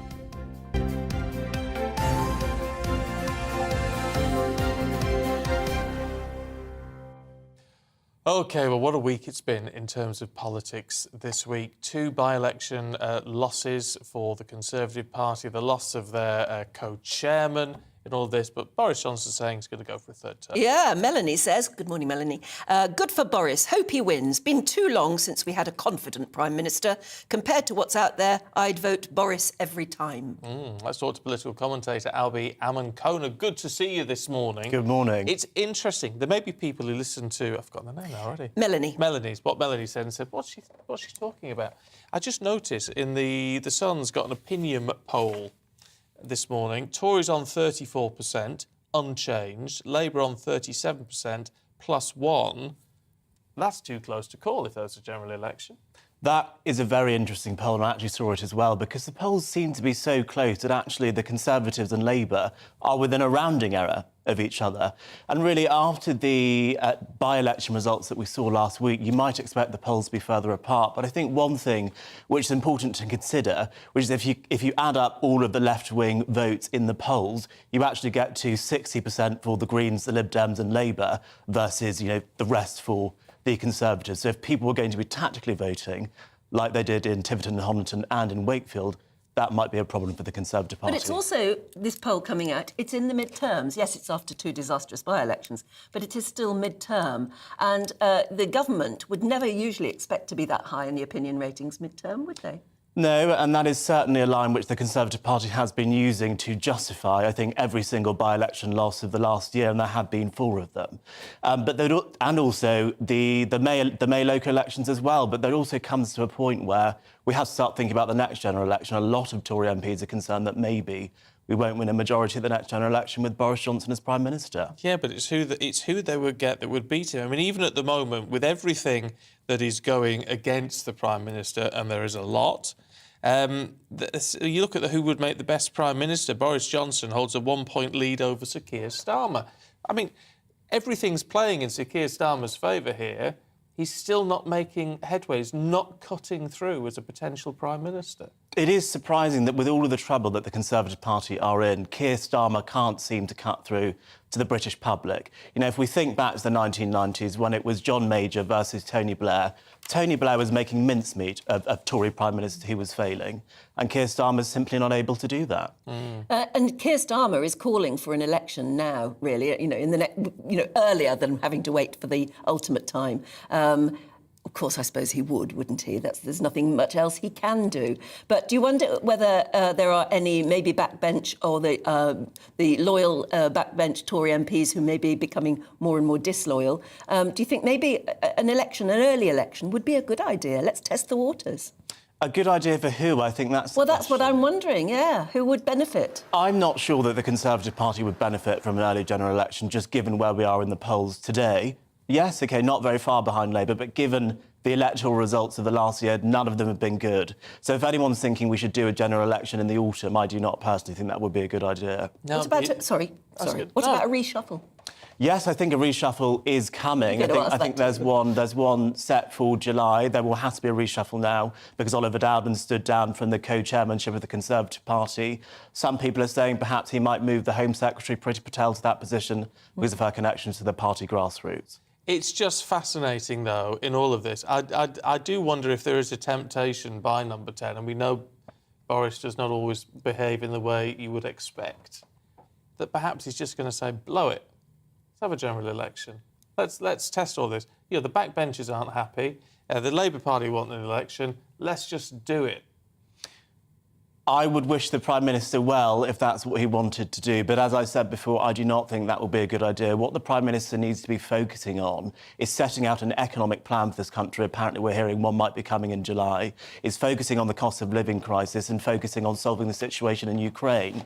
So at the next general election, in 2 years' time, in May 2024, we're entering that general election on a solid, good footing to win as best as we can. This would be a good excuse, though, wouldn't it, for then Rishi Sunak to have to say, right, here's a load of tax cuts, here's a reduction on the green levy, here's all the things that everyone's calling for to become more conservative. To happen now. Yeah. Do that now, and then... But there's no doubt, isn't there? I mean, Boris Johnson has a massive majority in the House at the moment. He would definitely lose the massiveness of that majority, even if he did squeeze in again.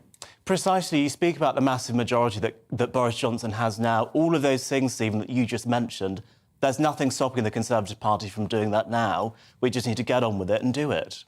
Well, that's an argument a lot of people make. I guess there is this idea, so the perception at the moment that they're keeping their powder dry ahead of a general election. They want a carrot ahead of the general election, don't they? But I think I would argue that what are we waiting for? Because people want to see this Conservative government succeeding now. Conservative backbench MPs want to see this Conservative government succeeding now. It was just over a year ago that we were winning by-elections in Hartlepool, and a year later we've lost 4 by-elections. We didn't do very well in the May local elections, and the approval ratings for the Prime Minister are poor. Can I just ask talk about what backbenchers want? And you know this, and I know this from my contacts and all the rest of it. In the papers, they talk about backbenchers squabbling like children. The Tory backbenchers are squabbling like children. And part of what's driving them is their own ambition to think, get Boris out, maybe I can wangle in with a candidate, I can get myself happy, climb the greasy pole. There's an awful lot of that going on. Absolutely, that's politics. And I think what you'll find with a lot of the rebels, or some of the rebels, are people who probably would never get positions in Boris Johnson's government. And so that, yes, you could make the argument that perhaps they're manoeuvring because they want to get their candidate in so that they can have government positions at some point in the future. But others, just on principle, want to see a Conservative Prime Minister succeeding, and they don't feel that that man is Boris Johnson. On the other hand, maybe not. They must be thinking, give him a bit more time, because circumstances have not been kind to this Prime Minister, have they? He came in thinking he was going to be the great Brexit Prime Minister with an agenda of exciting things to do, and suddenly he got slap-banged with, a pandemic, which has cost the country a fortune. And he also had to sort of do all sorts of things that don't feel very Conservative. So perhaps a lot of Conservative loyalists would think, give him a chance, give him a couple of years to prove that he can be a Conservative Prime Minister. Absolutely, I think we should give him a chance, but a lot of people have been saying that since January, and things have been getting worse, not better, which is why I say with an 80-seat majority, we can take these Conservative measures to grow the economy. We can take these Conservative measures to control immigration. And we don't seem to be doing that. We don't seem to be taking the opportunities of Brexit forward. I'd like to see more of that happen. So by the time that we get to the next general election, we can enter with a strong footing and be positive about the future of Britain. OK. Albie, thank you very much indeed. What do you think? How would you fix it? Yeah. Would you say give Boris another couple of years, let him prove himself?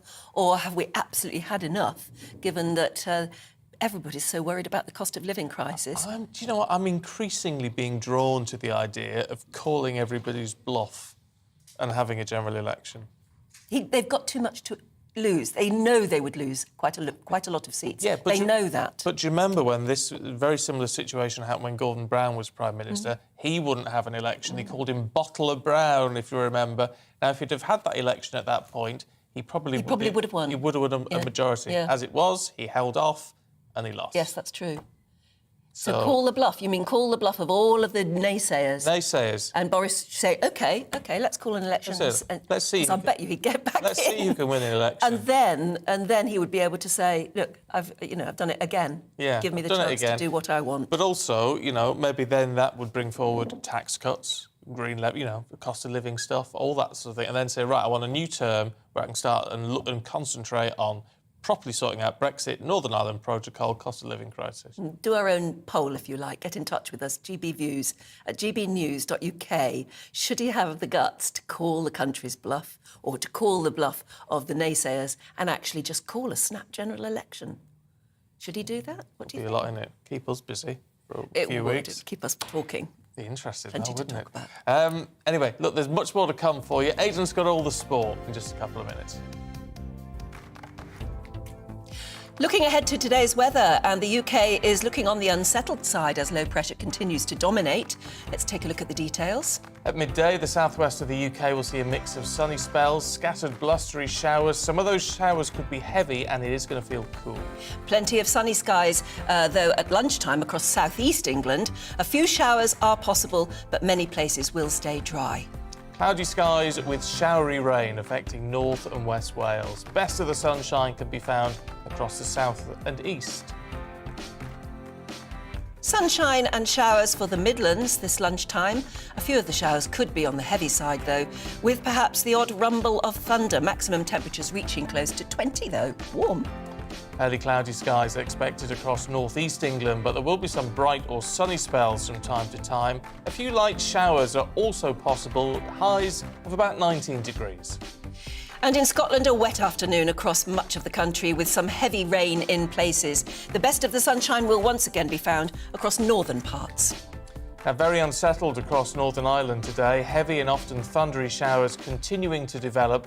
Some sunshine in between, highs of 16 Celsius. The winds should ease. So there you go. Showers continue across western parts through the rest of today. Best of the sunshine found in the east. And that's your weather for you today.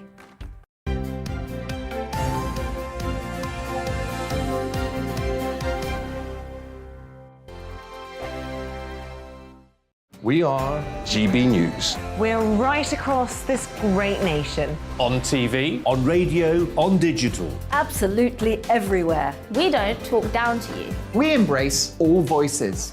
With honest and civilised conversation. we're not part of the establishment. We're one of you. And we're only getting started. Join us on GB News, The People's Channel. Britain's news channel. Every morning from 6 o'clock, we'll wake you up with GB News Breakfast with all the stories you didn't know from the night before. So whether it's serious news, entertainment, or your own views from all over our great nation, we're here to kick off your day with a smile. And the national media should be reflecting and reporting what's happening here. You will notice the northwestern accents. Whether you're with us on TV, radio, or online, every morning, it's breakfast from 6 a.m. Hope you can join us. Join us for Ministry of Defence, the comedy panel show that's just like the news, in that the left fights the right and it doesn't really seem to matter who wins. We cover the big stories. It was in fact a troop of baboons and not angry vegans. I like that. And the really important stories. Fat naked cow gets stuck in swimming pool. It's a headline in a lot of local newspapers. Yeah. We're on the same team, Nick. Yeah, but I'm just helping you. Join us for Ministry of Defence, Saturday nights, 8 o'clock on GB News. I'm Dan Wootton. Join me Monday to Thursday from 9 to 11 for the feistiest and most fun news debate on TV, where free speech reigns. I'll bring you a sharp take on the day's biggest stories, bombshell newsmaker interviews, and A-list guests. And I guarantee you, no spin, no bias, no censorship, and no reason to go to bed. That's Dan Wootton tonight, Monday to Thursdays from 9 on GB News.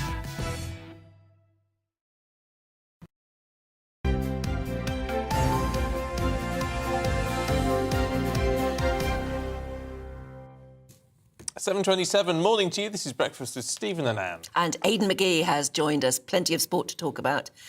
Shall we start with the tennis? Why not? Yeah. I wonder if everybody really knows what's going on at Wimbledon. Can you explain the decisions they've made? Yeah, I mean, they were kind of taken about a month ago, really, and Wimbledon decided that they would ban indefinitely Russian competitors. So and Belarusian. Belarusian as well, absolutely. So the one it really concerns is Daniel Medvedev, who is the world number one. Now, I wouldn't suggest that he was going to win Wimbledon. He's not really a grass court specialist. His record on grass is quite unremarkable, actually, but he's still the world number one. He would still be an obstacle, considerable obstacle for anybody in his side of the draw. Now, yesterday, Novak Djokovic felt that he doesn't necessarily agree with this. Now, one might say that, see, because this has happened, Wimbledon now don't get awarded any ranking points. So if you win Wimbledon, you don't get any ranking points, which would affect your world ranking. So the tournament still goes ahead. Why is that? Why? Because the WTA said it contravenes their own rules on players as well, and the ATP as well. So the ATP is the union that runs the men's side of the draw, and the WTA governs women. So in banning Russians and Belarusians, they go against the WTA? Yeah, I mean, I'll tell you what the WTA believes, is what they say, that individual athletes participating in individual sport should not be penalised as a result of the actions of their country. Now, I understand that. Seems like a fair point, doesn't it? I don't necessarily think so, because we said to you off camera, we discussed it briefly off camera, didn't we? When I think of Daniel Medvedev, when I think of any of the other Russian or Belarusian players, or any player, I don't think nationality. When I think Roger Federer, I don't think Switzerland necessarily. I just think Roger Federer. It's different if it's a team sport. So you go into the Euros or you go into the World Cup in football and you're playing under a flag. You might tip the argument on its head and say, well, hang on a minute, what about the Olympics? Because that's an individual sport. But it's not really, because you're playing under a flag, you're competing in a medals table. And if you go on the podium, your flag is raised and your national anthem, precisely. So it's different. I just don't think that... If you look at Medvedev, for example, and as I say, he's not going to win Wimbledon, realistically. I know it sounds strange because he's the world number one, but he's just not a grass court specialist. But it'd be nice for him to have the chance to do it, given the year he's had. He won the US Open and he got to the final of the Australian Open. He didn't, these participants were allowed to play at the French Open, which was only like a month ago, but Wimbledon bans them. So it seems like a unilateral decision by Wimbledon, but it's also indefinite. How long's the war going to go on for? It could go on for years. So at this rate, under that metric, then Daniel Medvedev could never play Wimbledon. It just doesn't seem fair. But the argument, I guess, would be with all these things that we know that the sort of soft targets, if you like, against Putin are these things like they don't, they're not. People aren't playing concerts out there. But, the sporting stuff is something which is important it's to hitting Putin, home, to the Russian majority. Is it? Is he losing sleep over Daniel Medvedev not playing at Wimbledon? I don't think he is. I think he cares more about the hosting of events, things like the F1 being taken away from Russia. That would annoy him, because Russia can make money out of that, and they can. I mean, if you look at Russia's record on the field of play in terms of sport, all sport in the last 20, 25 years, it's pretty unremarkable. In fact, Daniel Medvedev has done as much as anyone to improve their reputation by winning a Grand Slam last year. I remember Marat Safin winning a Grand Slam in the early 2000s. Zenit St. Petersburg got to the UEFA Cup final in 2008. Apart from that, there's not much else. Now, we think of Russia having its tentacles all over sport, but it's not about achievement. It's about the money they've invested in the sport to host events. They've hosted the F1, they've hosted Champions League finals. Champions League final was due to be there this year, even though they only had it in 2008. It's meant to be spread around, but Russia's money seems to be able to buy them influence. So it's not. So their influence comes from the money they spent to host events, and of course, sporting bodies love all that, and sponsors love all that, because the money comes rolling in. But in terms of what they've achieved on the field of play in all sports, and I'm talking about everything, I'm talking about that without exception. It's not too much to shout about, I have to say. So just quickly on what it means for Wimbledon. So Wimbledon has taken this decision, which goes against the WTA, etc., which means that... ATP. Which means that obviously you would play Wimbledon because it's the best in the world, and you'd want to it's still huge try and win at Wimbledon. But how does it affect, even if I played in Wimbledon this week and I did really well, I would never be able to enjoy the rankings, the WTA? No, I mean, it's not the end of the world. I mean, some players specialise in winning slams and don't necessarily play loads of... I mean, Federer, for example, doesn't play many tournaments outside of the Grand Slams now. In fact, he's not playing many of the Grand Slams because of his knee injury. But you won't get so a Grand Slam is an ATP 1000 event. So that, depending on the ranking of the tournament, you can get 750s, 500 and 250s, OK? So Queen's, I think, is about 250, maybe 500. So your ranking points would dictate your ranking overall in across the board. So you can be world number one. 1,000 goes a long way to getting you up towards the top five. It's not going to get you to the world number one necessarily, but it's a big chunk. Now, some players will say, well, actually, the ranking points, I'm quite high enough in the rankings as it is. Winning Wimbledon is still a fantastic thing. Nobody's doing well at Wimbledon is still what you're after. I mean, nobody has taken a stand against... No non-Russian player or Belarusian player has taken a stand and said, I don't like what Wimbledon are doing, so I'm not playing. It's still worth them playing. So Wimbledon's still Wimbledon. But for this year alone, and maybe there might be a compromise next year. Who knows how the thing will look this time in 12 months' time. But for now, you don't get any ranking points for winning Wimbledon. I don't think that's going to be a source of huge disappointment. Whoever wins it will still regard it as a huge feather in their cap. Aidan, thank you very much indeed. It's an interesting subject, isn't it? It is interesting. It's where politics and sport... Individual versus team. Yeah. There's lots of other sport about, which we will talk to you about a little bit later on, because you're not work shy. No. But apparently, coming Lots up... of us are. My mum wouldn't have said that, but... No. Well, apparently lots of Brits are really work shy. What do you think? We'll talk to someone who thinks some of us just are in a couple of minutes.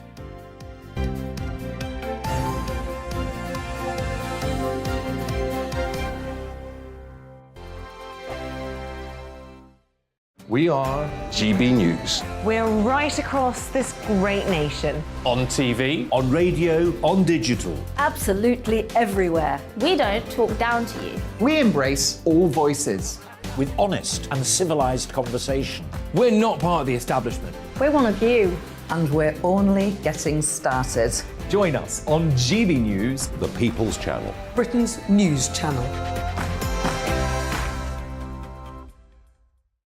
Every morning from 6 o'clock, we'll wake you up with GB News Breakfast with all the stories you didn't know from the night before. So whether it's serious news, entertainment, or your own views from all over our great nation, we're here to kick off your day with a smile. The national media should be reflecting and reporting what's happening here. You will notice the northwestern accents. Whether you're with us on TV, radio, or online, every morning, it's breakfast from 6 a.m. Hope you can join us. Join us for Ministry of Defence, the comedy panel show that's just like the news, in that the left fights the right and it doesn't really seem to matter who wins. We cover the big stories. It was in fact a troop of baboons and not angry vegans. I like that. And the really important stories. Fat naked cow gets stuck in swimming pool. It's a headline in a lot of local newspapers. Yeah. We're on the same team, Nick. Yeah, but I'm just helping you. Join us for Ministry of Defence, Saturday nights, 8 o'clock on GB News. I'm Dan Wootton. Join me Monday to Thursday from 9 to 11 for the feistiest and most fun news debate on TV, where free speech reigns. I'll bring you a sharp take on the day's biggest stories, bombshell newsmaker interviews, and A-list guests. And I guarantee you, no spin, no bias, no censorship, and no reason to go to bed. That's Dan Wootton tonight, Monday to Thursdays from 9 on GB News.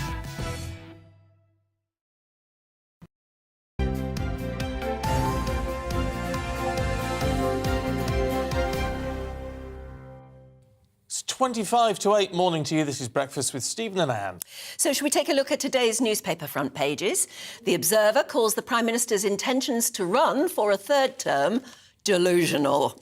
Sunday Express leads on the Attorney General's plans to crack down on militant unions ahead of the planned summer strikes. The Sunday Telegraph reports on Boris Johnson's plan to impose steel tariffs to try and win back red wall seats ahead of this week's rather poor local election showing. The Sunday Mirror covers Priti Patel's High Court defeat over asylum seeker relocation in military barracks. The Express leads on the Attorney General's plans to crack down on militant unions ahead of planned summer strikes. Oh, we just did that one. We did that one twice. It's such a good did, story. Didn't we? Yes. Sorry about that. All sorts of things like are happening today. New York. It's Sunday morning. We're still waking up like you. Yes, let's go through some of the papers then with anthropologist Marianne Hotter and political editor of UK Huffington Post, Kevin Schofield. Morning, morning, morning. Good morning. Sunday Telegraph, Kevin. Cost of living. Yeah, well, this is actually about changes to benefits rules. I mean, you find quite often, I think, when the Conservative government's in trouble, they will reach for the benefit claimant crackdown button. And Therese Coffey, the Working Pension Secretary, has given an interview to the Sunday Telegraph. Our first newspaper interview since 2019, which seems an awful long time for a cabinet minister to go without speaking to a journalist. But anyway, so at the moment, if you work fewer than 9 hours, then you have to go and have an interview with a work coach to basically get more hours, so you're working more, so you're not claiming as much money. They want to increase that to at least 12 hours, so that we would then, so people even working a little bit longer would still have to go to these coaches. But what I thought was really interesting with this story is that the numbers of people actually claiming unemployment benefit are, despite the fact that the unemployment rate is low, the number of people on benefits is incredibly high. In Blackpool, 25.5% of people of working age are claiming out of work benefit. 1 in 4, I mean, it's incredible. Hartlepool, it's just over 1 in 5. So despite the fact that we've got a very low unemployment rate, it suggests that lots of people, I think, are having to take quite low-paid jobs. Yes, a lot of people are on benefits despite having jobs. Exactly. Well, but jobs aren't paying enough. But you see, a wider problem. But this is a wake-up call, isn't it, for the PM and the levelling up agenda, which has got to be delivered on, because places like Blackpool are desperate for investment. Absolutely. Absolutely desperate. And if levelling up, as you say, is meant to mean anything, as people understand it, the government haven't been very good at explaining what it actually means. But I think most people understand it as being, well, these left behind, a lot of them coastal towns. You need previously to be more... mining places, exactly, mining towns, exactly. that were never given any investment after the mines closed. So they don't have that heavy industry anymore, so they need more support. We've had, 10 years of austerity, a kind of a policy of not funding those services that could potentially give people who aren't in work that help up, those young people who are coming from communities where they don't necessarily see loads of people who are getting up at 7 a.m, getting to work, blah, blah, blah, but also all those families and households that need support, because people are working incredibly hard, but it just doesn't cover the bills. Elsewhere in the Telegraph, they've got a poll showing that some Tory voting or kind of Conservative voting voters are saying that high public spending is one of the reasons there's this cost of living crisis. And I kind of read that and just went, high public what spending? Public spending? I mean, literally, the baseline is so low now that, councils have sold off the buildings. They've sold off the art collection that they had from, I don't know, the Victorian times.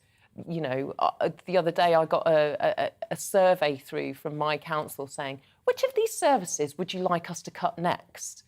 Would you like to reduce? Because literally they just can't make the sums add up. And so they said, well, obviously we've only got a certain amount of money.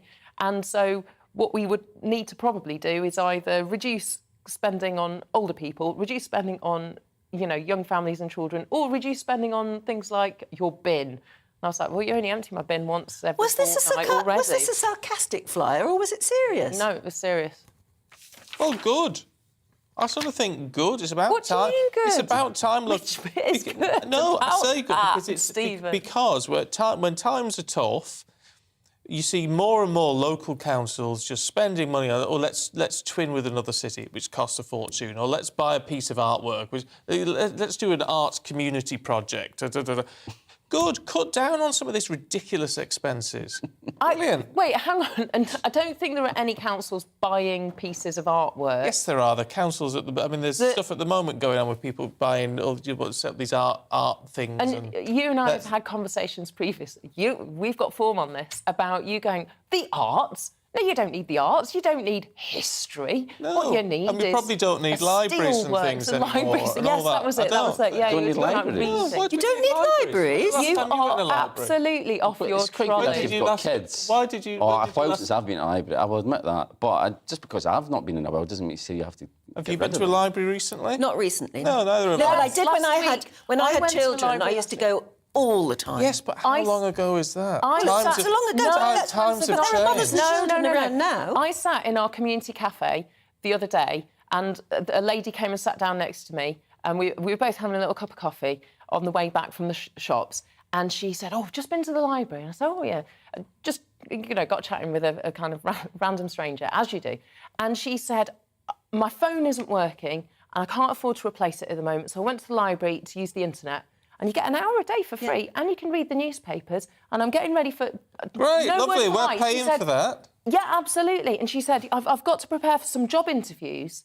I've not been in work for a long time. She's walking with a frame. She said, I've been recovering from, I think it was an operation or what have you. So I kind of got this lovely lady's life story, and she's absolutely desperately trying to get herself sorted so that she could do well at this job interview. And she needed the library to do that. Yeah, and that's all well and good for those people who are using it in that sense, but how much does it cost to keep a big library going? £500,000 a year? But you need community. It's a community centre. Just because you can afford books doesn't mean everyone else can. That's better spent elsewhere. Where? Where would you spend it, except for allowing children to develop literary skills, allowing people to find a place that is older safe. people to learn how to use IT. A community hub. There are internet cafes and all sorts of stuff. They don't teach you. One of my sons volunteers every week and goes into the local library to help teach older people how to use IT. Well, there's different ways. It's a very expensive way of doing these free projects. No, they are an extraordinary network of value-for-money institutions that you should lay down in front of to protect. Well. Oh, do you? I'm not going to... You're getting a very sound argument at that end of the table. I'm not a battery. They'd be first. I'm not saying we should shut down all libraries, but I'm saying if there's a shortage of money, they'd be the first things on my list. Oh my goodness, that is so. I used to like you. That is a terrible thing to say. Get rid of them. I'm interested to see what viewers. It's cheaper to buy everyone a Kindle. It would be. But that's, anyway, that's not the literacy, community. Am I being told we only have time for one more story? In which case, we have to say Sunday Mirror and breaking news. Yes, it's, Mail on Sunday, page 14. So, as we all know, the cost of fuel, filling up your car, is going to hit the roof. It's nearly £2 a litre now for diesel, anyway. So they've done a survey in the Mail on Sunday with Aviva, the insurers, to say that, and it's quite interesting actually, increasing numbers of people are driving more slowly, braking more gently, and walking more, which is good for the environment, in order to make the fuel last longer, which I think is interesting. I mean, I'm not much of a car, but I do drive. I'm not much of a car person. I don't know how much of a difference Oh, a it huge makes. difference. Well, there you are. It makes a huge. I'm driving. I'm driving more. And don't use the air conditioning in the car if you've got air conditioning. Petrol. Yeah. Air conditioning eats up petrol, so don't use it. Even Wind if the it's windows hot. down. Wind the windows down. Enjoy a bit of horrible fresh air. Yeah. Yeah. No, I mean, it cost me £150 to fill my car up now. What do you drive? What's your car? Well, it's not that it's a huge car. It's got a big. A lot of the. If we talk about these average-sized cars now, they're with very small tanks, and a lot of cars now have bigger tanks, just so they last you longer. And mine's a 75-litre tank or whatever. And how long would that last you then? Lasts me a week. Right. Wait, yeah. It's still a lot, isn't it? You're doing a lot of commuting. That's a lot more than it would have been. Well, it's £600 a month it costs me to come to work, to drive to work. That's terrible. I know you get a free cab. Well, it's not free to the company. As do every other presenter, but I drive it. But I also drive a hybrid, so I don't have to £600 fill a up with month. petrol very much. Scandalous. We all have to go electric anyway. Well, I'm all for it. All for electric. Mm-hmm. We were talking earlier as well about, it's interesting, motorists are trying to cut down. They're also using their old bangers. We were talking earlier. Oh, yeah. Because they can't buy a new car, but B, they're getting an old banger out the garage and using that instead. And actually, maybe because it's very old or not been maintained properly, it tends to break down rather more. So the AA and the RAC are having a Maybe I should get a council-provided vehicle free of charge for people who can't afford £600 to... That's called a bus, Stephen. Yeah, well, if the council-provided vehicle is a bus or a you have train. to pay for that to get on, don't you? Yeah. There's a very nice little room just up the corridor that you could just put your sleeping bag in and just stay for the week. Yeah, might have to at this rate. Man. There you go. I think it'll definitely all those people trying to save a bit of money now on car maintenance. As soon as the winter hits, that first snap of cold weather when your battery doesn't start, and the roads are a bit slippy. Oh, please check your tyres. Yeah, that's one of the worst things about old cars as well, is they have they're old dangerous. batteries. Yeah, dangerous. They have old batteries and they let you down in the morning. God, batteries are a nightmare. There's nothing worse. Right, what are we doing next? Are we still doing this? No, we're not. We're off now. We're off. We're off. Oh, yes. Fine. That was good. We're off. We're moving on. Yes, and exciting, wasn't it? It was. I like to have a bit of a rant every now and then. I don't do it very often. No, you don't, but you do it very well when you do it. Strangely chose libraries as your subject. It winds you up, though, doesn't it? Yeah, it does. Yeah, look at you. Worth it. All right, well, it's your turn to get in touch then. gbviews@gbnews.uk. Yeah, is Stephen right about libraries? Clearly not. No. That's Probably the big all question. disagree with me, but that's fine, because discussion and disagreements are all good things. Yeah. Now, what do you think about this one, though? British people do not want to be baggage handlers, according to Ryanair boss Michael O'Leary. He's said amid staff shortages and further planned strikes at Heathrow. Yeah, he says that the low-budget airline, for which he's responsible, has been completely unaffected by airport chaos this summer, which has seen other British airlines cancel thousands of flights due, in part, to staff shortages.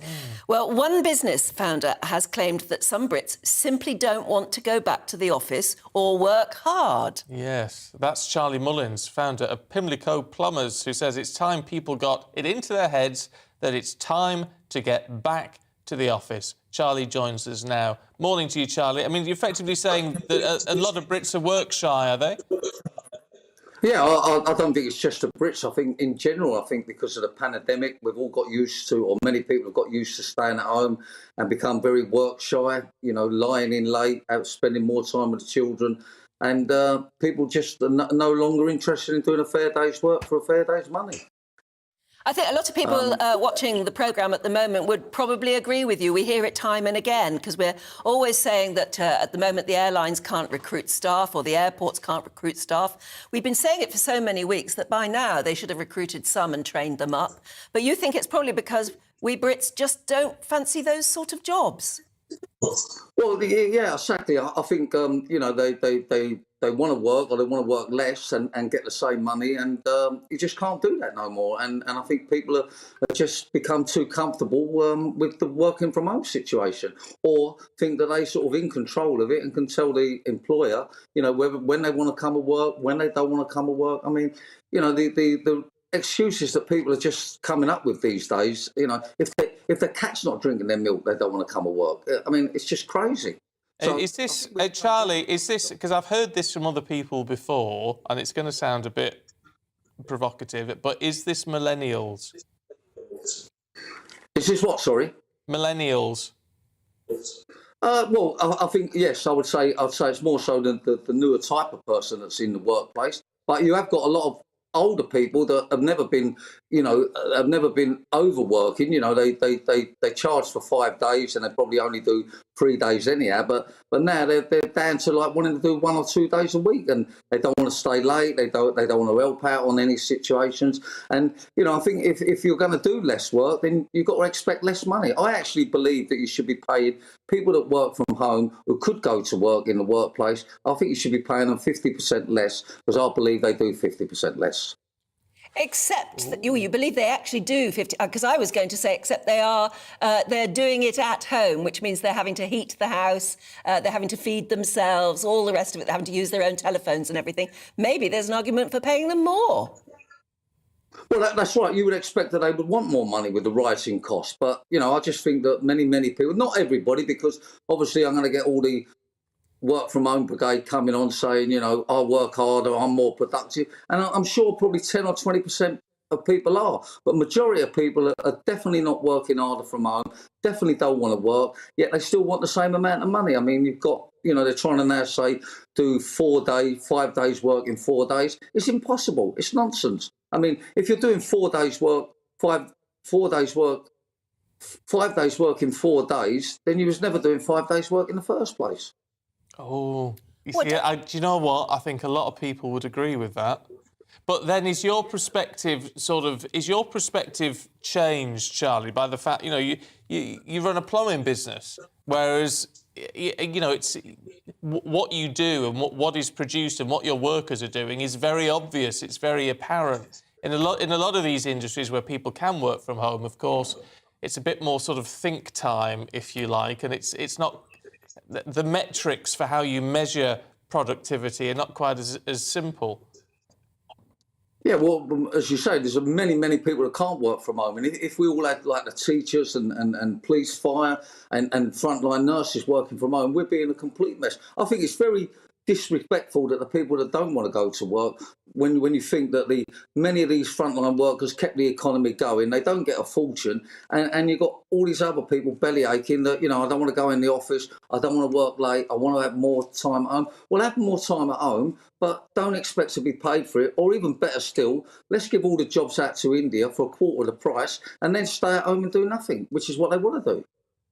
Well, how do we change that ethic then? I mean, and it's understandable because there are some families we often hear about where multi-generations within one family have never actually gone out to work. So how do you teach younger people that that's what it's about? You don't get your money if you don't work. Yeah, well, look, basically, don't give them no money. I mean, if you don't go to the workplace, don't give them no money, and stop giving people handouts for not going to work. I mean, you know, that's what we've done wrong. I think the government have created the problem by paying people to stay at home and do nothing. And, you know, what situation I had in our company was we paid people extra to come to work, and it worked. It worked for us, you know. There's always going to be a certain amount of people that will go to work and happy to have a job and get on with it. And they're the ones we've got to look after and pay them more. You know, raise everybody's money that comes into the workplace and cut people's money that don't come in. And I think you'll probably see a change there. And you're right, the younger generation, they're seeing their parents sitting about in their pyjamas, making out they're working, and you know, they're just going to follow suit. We're just creating a bigger problem further down the line, and we should really respect the people that kept the economy going all through these terrible times. But we're not. We're being disrespectful, and we're saying, I'm not going to go and work. I want the same amount of money. Why should I go into the office? I mean, you know, it's so wrong. It's just so wrong that we're allowing it to happen. As we move forward, though, we're meant to be improving work-life balance and all that sort of thing, aren't we? You're saying that's, in effect, that's a bit nonsensical. Well, look, I mean, it's never caused anybody a problem before, has it, working 40, 50, 60 hours a week? Why is it a problem all of a sudden now? Why all of a sudden this work balance? I mean, we have a weekend off. Now all of a sudden they want to go with the Friday off. So the end of the week, you're going to be doing less work than ever. So, you know, you're going to go down to a 2 or 3 day a week. But I mean, I think that's okay if you want to do that, but don't expect to be paid for it, or don't expect to have a job. And I'm going to say the same thing.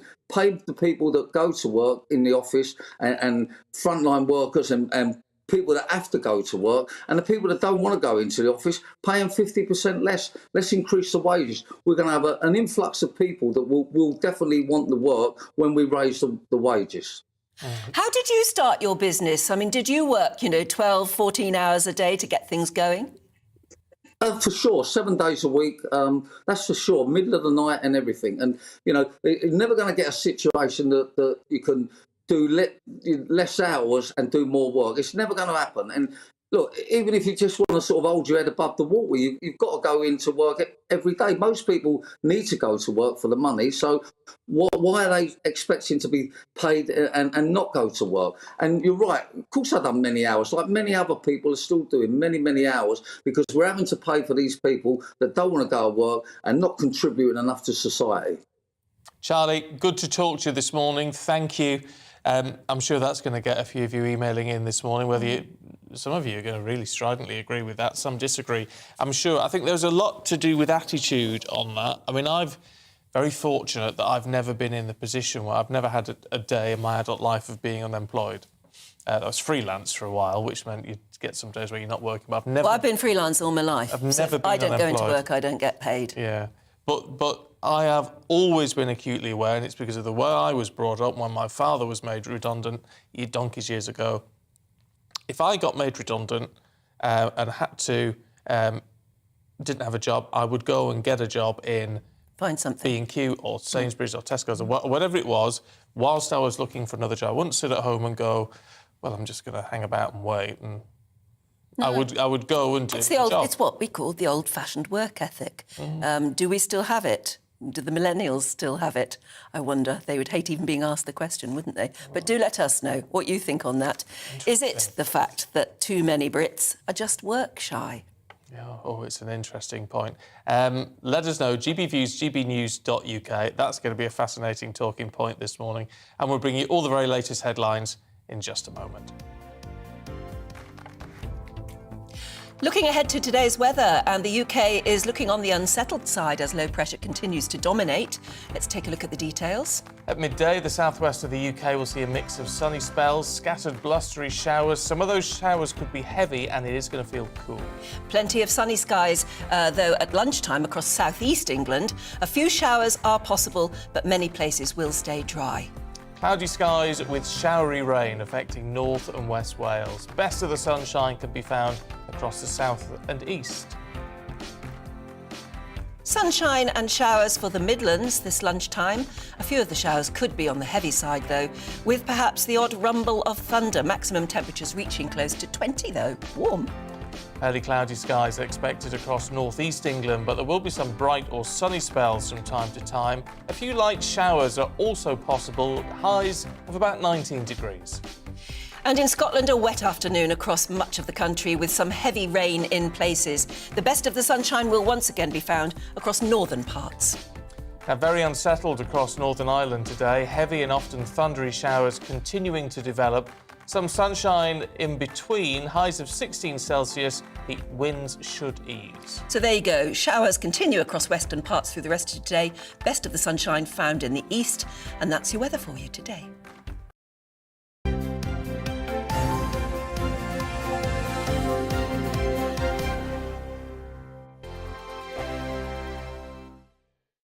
We are GB News. We're right across this great nation. On TV, on radio, on digital. Absolutely everywhere. We don't talk down to you. We embrace all voices. With honest and civilised conversation. we're not part of the establishment. We're one of you. And we're only getting started. Join us on GB News, The People's Channel. Britain's news channel. Every morning from 6 o'clock, we'll wake you up with GB News Breakfast with all the stories you didn't know from the night before. So whether it's serious news, entertainment, or your own views from all over our great nation, we're here to kick off your day with a smile. And the national media should be reflecting and reporting what's happening here. You will notice the northwestern accents. Whether you're with us on TV, radio, or online, every morning, it's breakfast from 6 a.m. Hope you can join us. Join us for Ministry of Defence, the comedy panel show that's just like the news, in that the left fights the right and it doesn't really seem to matter who wins. We cover the big stories. It was in fact a troop of baboons and not angry vegans. I like that. And the really important stories. Fat naked cow gets stuck in swimming pool. It's a headline in a lot of local newspapers. Yeah. We're on the same team, Nick. Yeah, but I'm just helping you. Join us for Ministry of Defence, Saturday nights, 8 o'clock on GB News. I'm Dan Wootton. Join me Monday to Thursday from 9 to 11 for the feistiest and most fun news debate on TV, where free speech reigns. I'll bring you a sharp take on the day's biggest stories, bombshell newsmaker interviews, and A-list guests. And I guarantee you, no spin, no bias, no censorship, and no reason to go to bed. That's Dan Wootton tonight, Monday to Thursdays from 9 on GB News.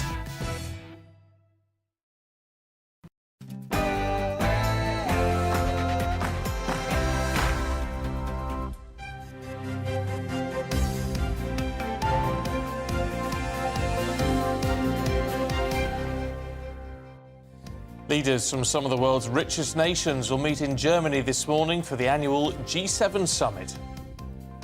Good morning, it's 8 o'clock on Sunday, the 26th of June. This is Breakfast on GB News with Stephen and Dan. We're on your TV, your radio and online, so whatever you're up to today, you don't have to miss a thing.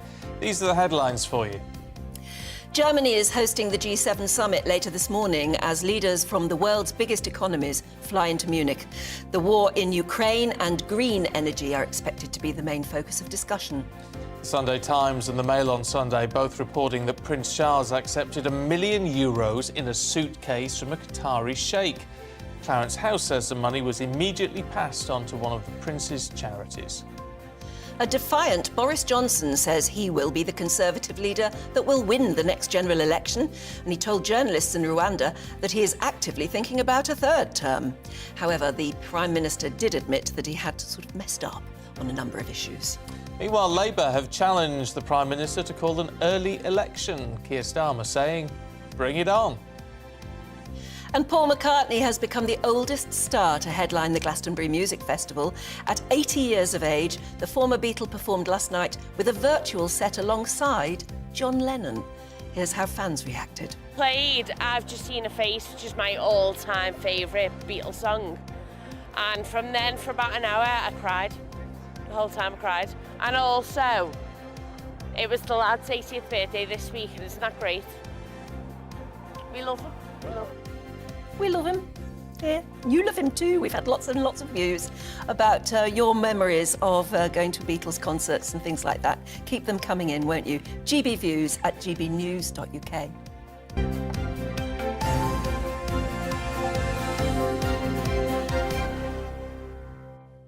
Glad we're keeping you entertained this morning. Margaret Heald says that I make her laugh, winding people up. Close all the libraries. You do deliberately do that, don't you? Yeah, you wind people up. I do. Well, Mary Ann is quite easy to wind up. Yes, I noticed. Yeah. Gary says, I live in Harrogate and we held a Beatles party for the show last night. Amazing time with me dad, my sister's husband and my brother, all dressed as Sgt. Pepper's Lonely Hearts Club Band. Too embarrassed to show you the photos, though. He says, the wig looked like I had a dead cat on my head. Oh, wow. There you go. Nice for the family, though. Nigel saw the Beatles in Hamburg during the early years. Of course they did. They went to Hamburg. Was that when they were the where Beatles? they started. Or were they called the Beatles then, or was it...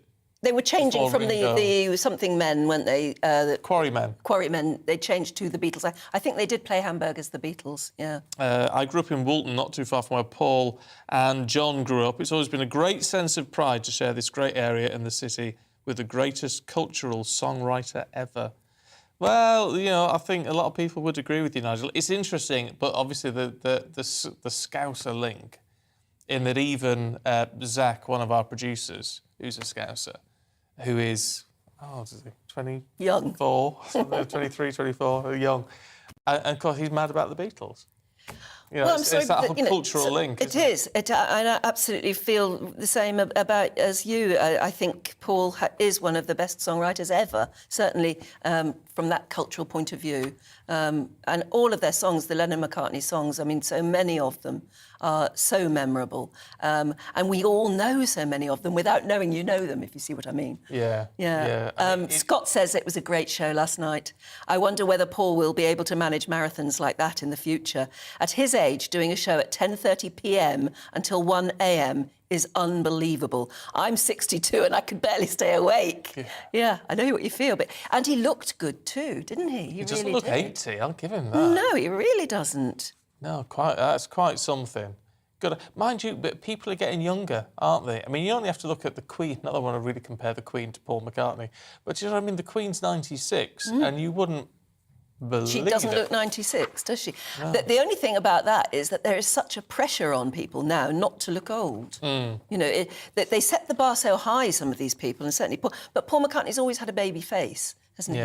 And even as it's grown older, it's still got that very young look about it. I do wonder with some of these, and I'm not saying this is about Paul at all, because I've no idea, but certainly a lot of celebrities, as they get older, have a bit of work done. I don't think Paul's had any work, no. But some people do, don't they? And you do think, is that a bit unfair? Because some people do just look older, younger. There's nothing wrong with looking older. No. But I think I don't see anything wrong with having something done if you feel that it really would help your overall look. Yeah. Sarah says, I went to Glastonbury in 2018 when Ed Sheeran headlined, and it is still one of the best nights of my life.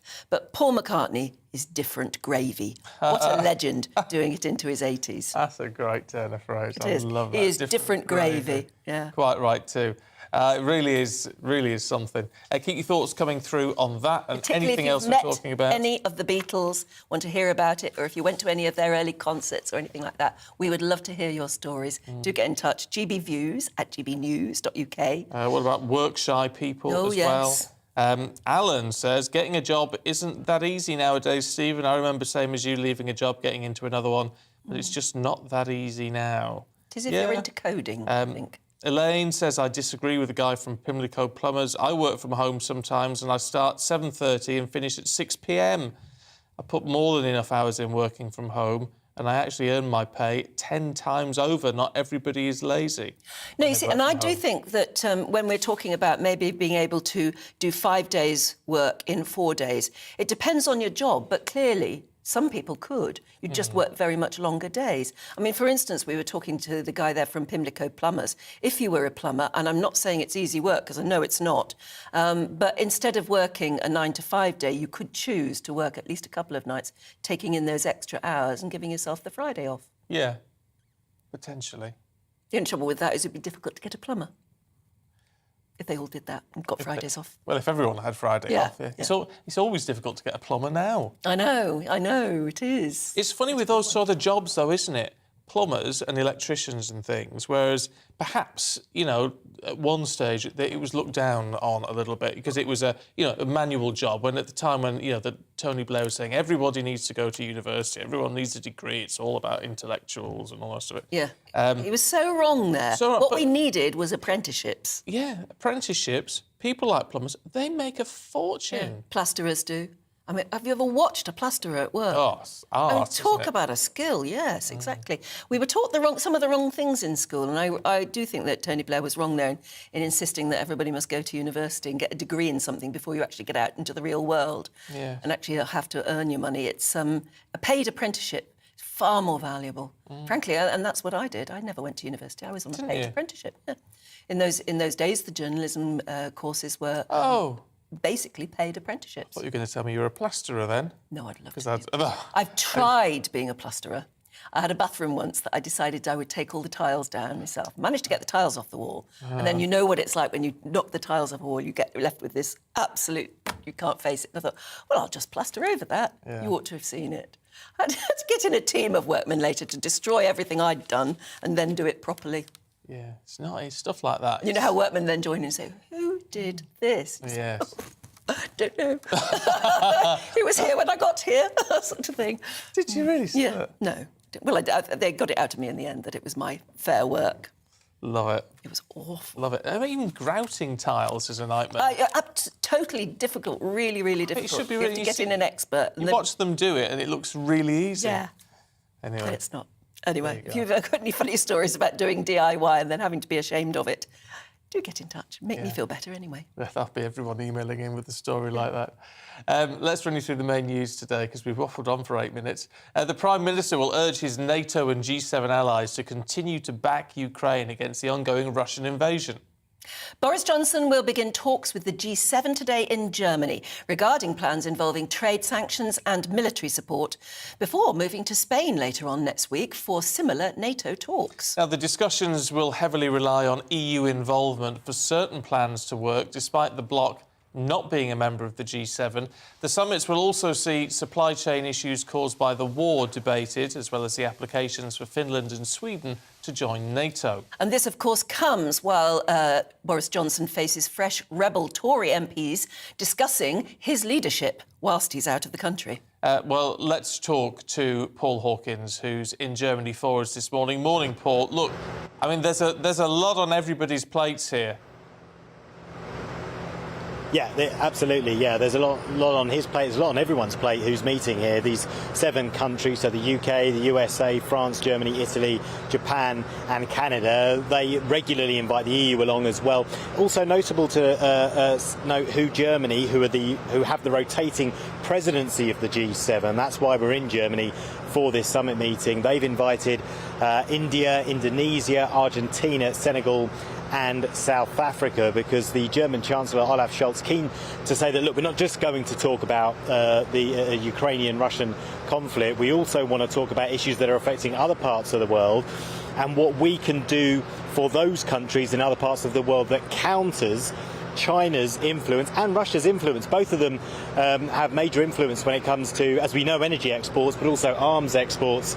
So this is about countering that influence, because a lot of those countries, as another helicopter flies overhead above us, very busy around here, lots of helicopters, some of the military here, but a lot of those countries in the southern hemisphere, they look at the war in Europe as a European war. That's something that's going on in Europe, and that actually they look at the effect economically on them of that war, and they look at the sanctions that a lot of these G7 countries have put on Russia, and they say, look, you're adding to the problem by putting these sanctions on Russia. And so the announcement by Joe Biden this morning that exports of Russian gold, that there will be a restriction on imports of Russian gold, I should say, into the G7 countries.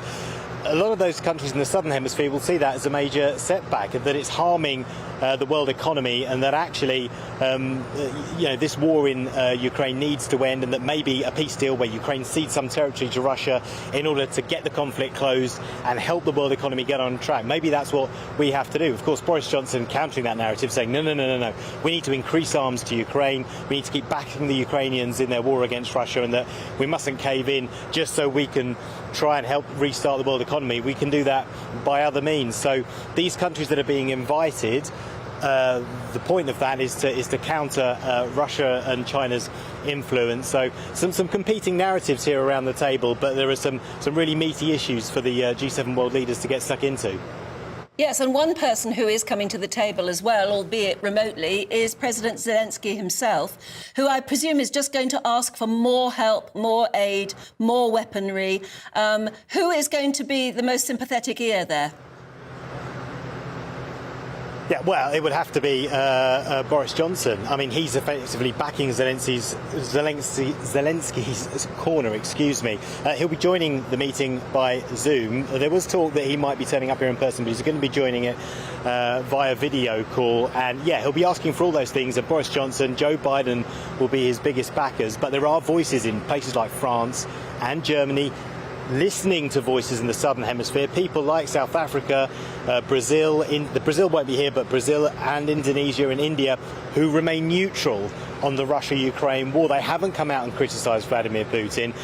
They just don't like the economic consequences of that war.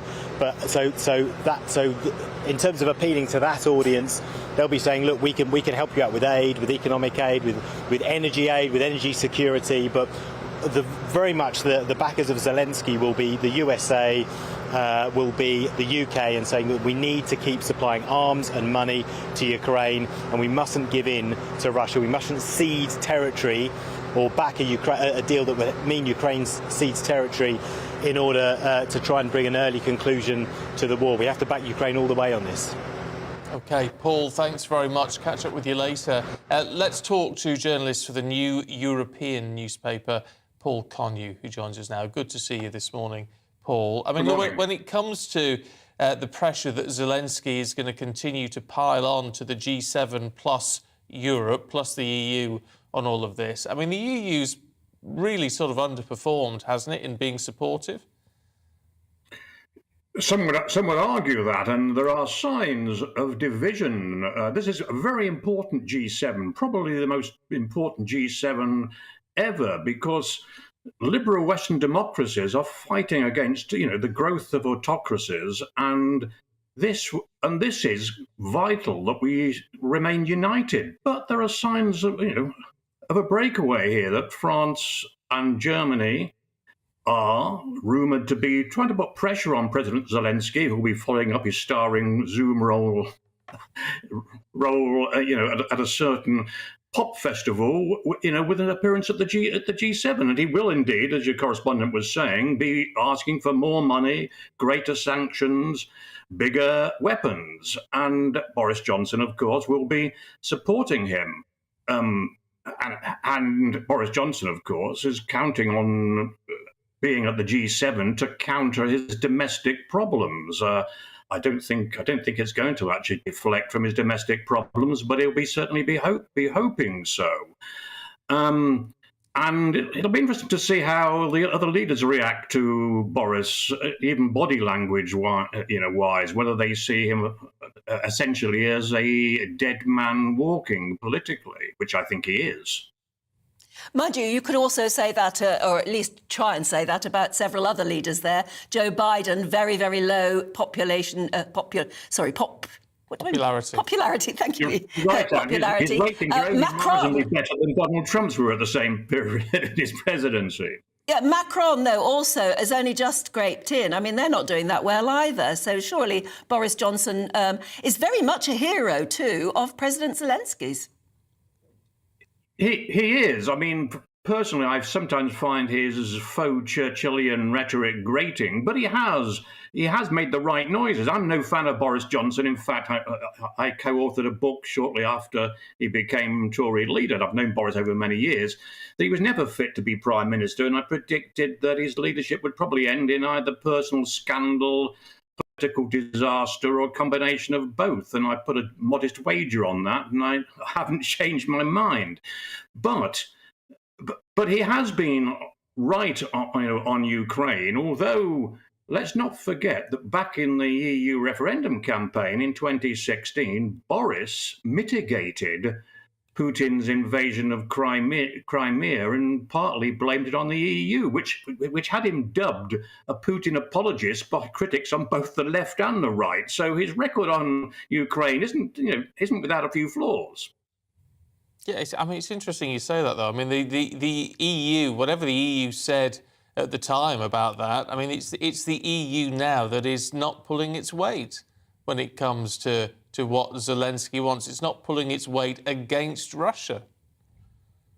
I I agree there, but let's also not. And Boris has made the right noises, and we have sent over, a good number of weapons. But at the end of the day, the talk of Boris leading the West on this is not really true. It is down to Biden. It's America who are doing the heavy lifting, the heavy weaponry supplies. And if I were President Zelensky, I'd be worried if this is a long attritional war, which it might well be, that should Biden lose the next presidential election and the war is still going on, that, say, a returning Donald Trump or a Trumpian Republican president might not show the same support that Ukraine is currently getting. And is that why you think President Zelensky is going to the trouble of addressing all of these meetings by remotely, at least, and even, more popular instances like music festivals? He wants to keep Ukraine on the international agenda, right at the top. Exactly, and let's be honest about it. I mean, I'm the co-author of a book coming out next month on the Ukraine war and the media, and it is, as I think Putin was calculating, it is slipping down the agenda. It's no longer on the front pages of the newspapers in the West. It's no longer leading even the rolling news channels, let alone the main news bulletins. Of course, it's there, but not with the same emphasis, not with the same priority level, and that will delight Putin. Well, yeah, but you know how these things work. It can't continue to lead on these things. Oh, no, I know unless something significantly happens. I mean, that's the nature of news. That will be worrying Zelensky, very much so, and rightly so worrying him. What do you think of how he's doing? Zelensky. Well, Zelensky or Boris? Zelensky. I think Zelensky is probably doing better than Boris in many ways. It's amazing that a comedian has become an internationally respected world leader, and a man who perhaps aspires to be a comedian is proving a rather disastrous British Prime Minister, a man whose fabled Teflon flak jacket that seemed to defy the normal rules of political mortality is now so shot full of political bullet holes that I think his talk about continuing into a second or third term as Prime Minister, I think is either being cynically dishonest or is being self-delusional, or perhaps it's a mixture of the two. OK, Paul, thank you. Well, let's get more on that with Michael Brown, former Conservative MP and former columnist for The Independent as well. Michael, good to see you this morning. Morning, Steve. Morning, Anne. Morning. Look, I mean, Paul Connew works for the New European. He's not going to be a fan of Boris Johnson or anything else that he's doing. But as far as the public go, is the Prime Minister losing his sparkle, do you think? I think they're just fed up. They want a quiet life. They just want inflation dealt with. They want, but they have fallen out of love with Boris. There's no way that you can gild the lily so far as the by-elections in Wakefield and Tiverton and Honiton are concerned.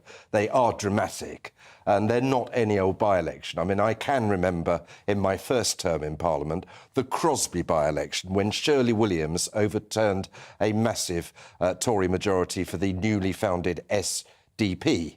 I can remember a by-election in Glasgow Hill Head. Can you believe that in my first term we had a Tory MP in Glasgow who died, and Roy Jenkins became the SDP Member of Parliament? But 2 years later, 1983, we were back with a massive majority.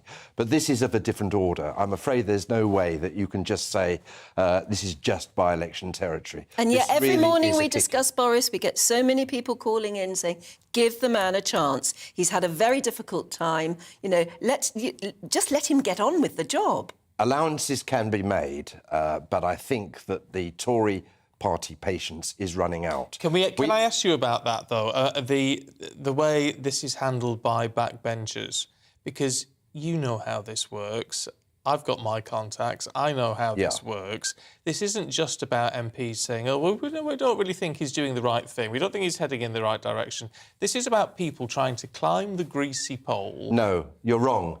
Really? Steve, it is a Tory MP looking at his majority of 10, 20, 25,000 against a Liberal Democrat, which is much of the south of England, and saying to themselves, I thought I had got a job for life.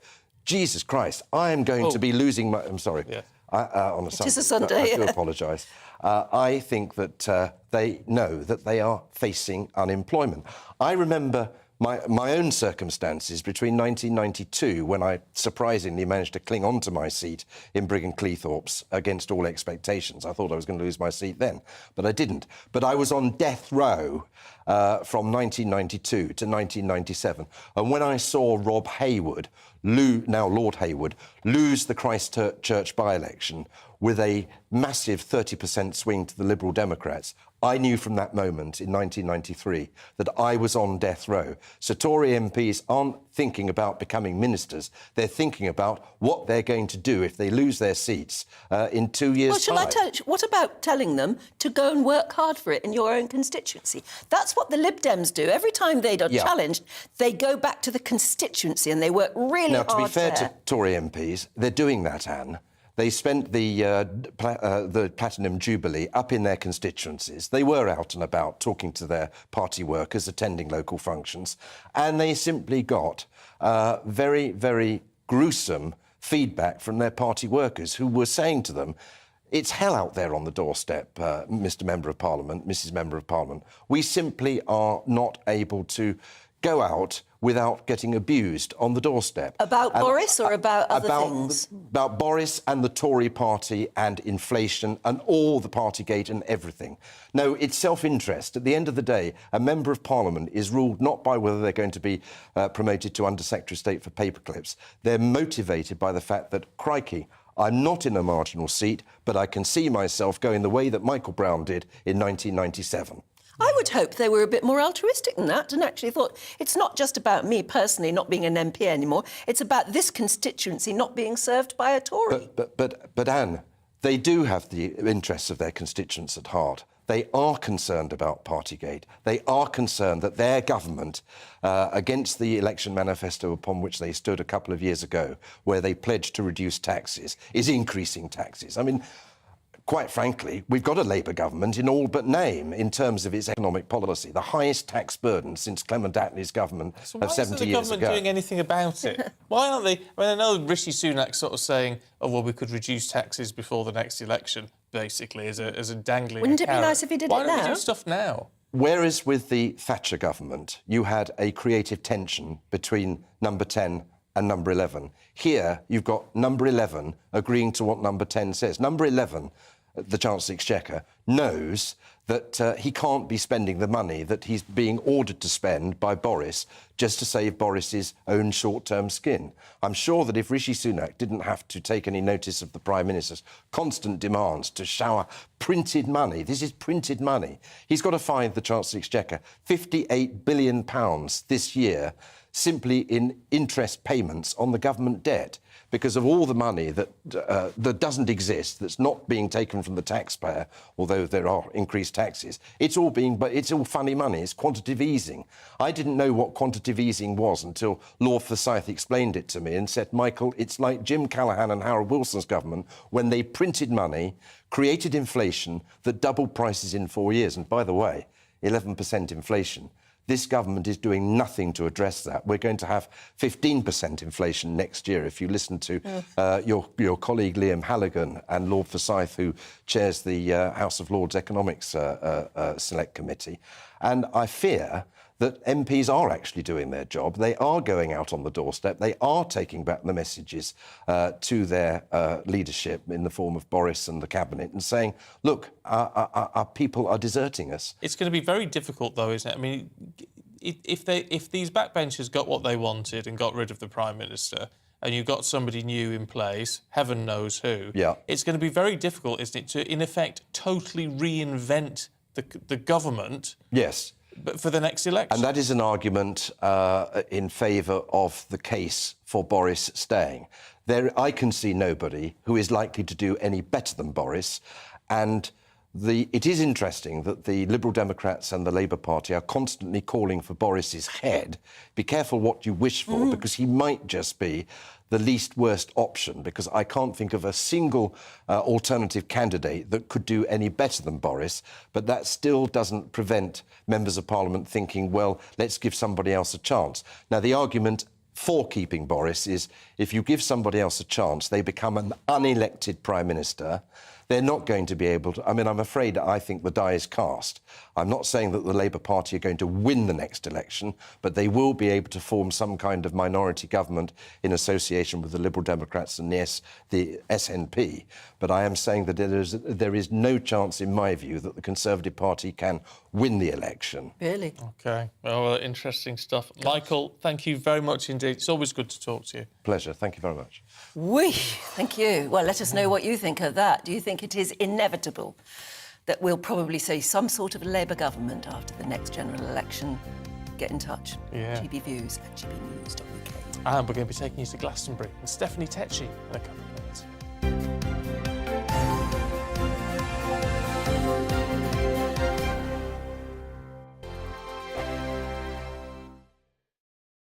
We are GB News. We're right across this great nation. On TV, on radio, on digital. Absolutely everywhere. We don't talk down to you. We embrace all voices.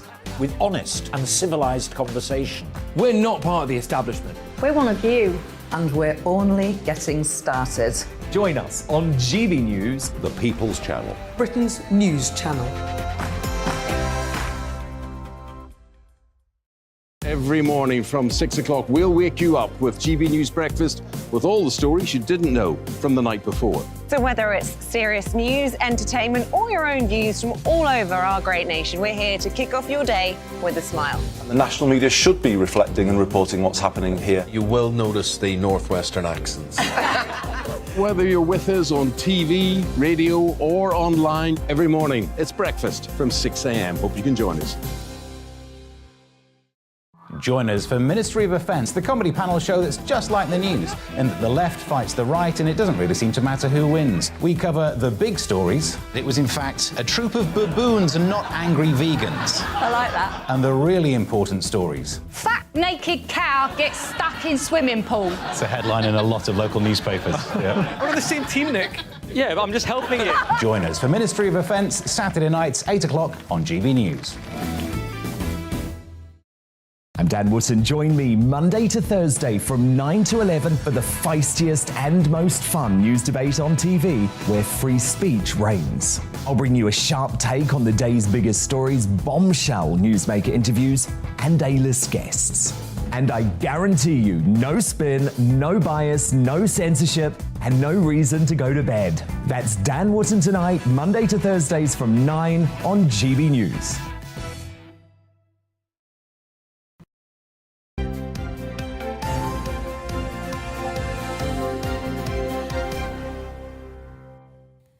.30 morning. This is Breakfast with Stephen and Anne. Yeah, lots of people getting in touch with their memories of wonderful Glastonburys. But I tell you what, shall we go there live right now and find out how Stephanie was last night? Stephanie Tecci, a very good morning to you. Hello. Good morning, Stephen and Anne. It's been a very late one, I have to admit that. Tell us all about it. How fab was it last night? Oh my gosh, one word to describe Sir Paul McCartney's performance yesterday, it was iconic. It was 3 years in the making, so obviously there was a lot of pressure on him to put on a show. They're like, he's going to be the oldest performer on the Pyramid stage. Is he going to be able to carry it off? And in one word, he did. Yes, it was a true display of showmanship last night from start to finish. He got into classic Beatle hits, but then also he done his own new stuff. But the show was full of surprises yesterday. I was literally screaming my head off, along with God knows almost up to 100,000 people in that field yesterday, as he brought out Bruce Springsteen, Dave Grohl from the Foo Fighters. But the moment, guys, the moment which took my breath away was seeing that duet with John Lennon. A lot of people have been talking about whether it was just going to be hearsay, but to see it in the audience last night was spectacular. And the reason it was able to come together, it was because of movie director Peter Jackson. He was able to match the visuals up with Paul on stage. It was just incredible technology. That was 3 years worth the wait for that performance. Yeah, but what was it like? Can you describe it? I can't imagine how it looked. It was like, where all you see in Glastonbury when you're on the pyramid, because the pyramid is the biggest stage, but literally all you see is just seas full of people. But on stage, to be honest, he didn't bring much on stage. He didn't bring all the kind of heavy designs, set designs or anything. It was literally Paul McCartney with his guitar singing, and that was enough for us, to be honest. I think he brought all the entertainment, and when you do look into the crowd, all you see is seas with flags and people just really enjoying themselves. It was such a good set from start to finish. Watching a legend. Pardon, can you say that again? Yeah, what's it like when you're watching a legend?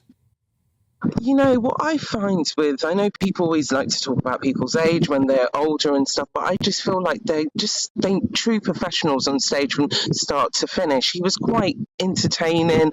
And the thing is, we all know the songs that we love from the Beatles, and he didn't mind performing those. So he just knew what the crowd wanted, which was great. And what I was quite surprised that there was a lot of young people there. Throughout the whole day, I just kept on hearing people saying, yeah, I'm going to go see Sir Paul McCartney. And these are people about 20 odd. Obviously, you had the olders in the audience as well, but I was just fascinated how much young people really wanted to see Sir Paul McCartney last night. Yeah, a lot of people are getting in touch saying, you know, it's all very well for the young people in the crowd to be staying up that late, but Paul is 80 and yet he didn't come on till 10:35, and I gather he played right through to about 1 a.m.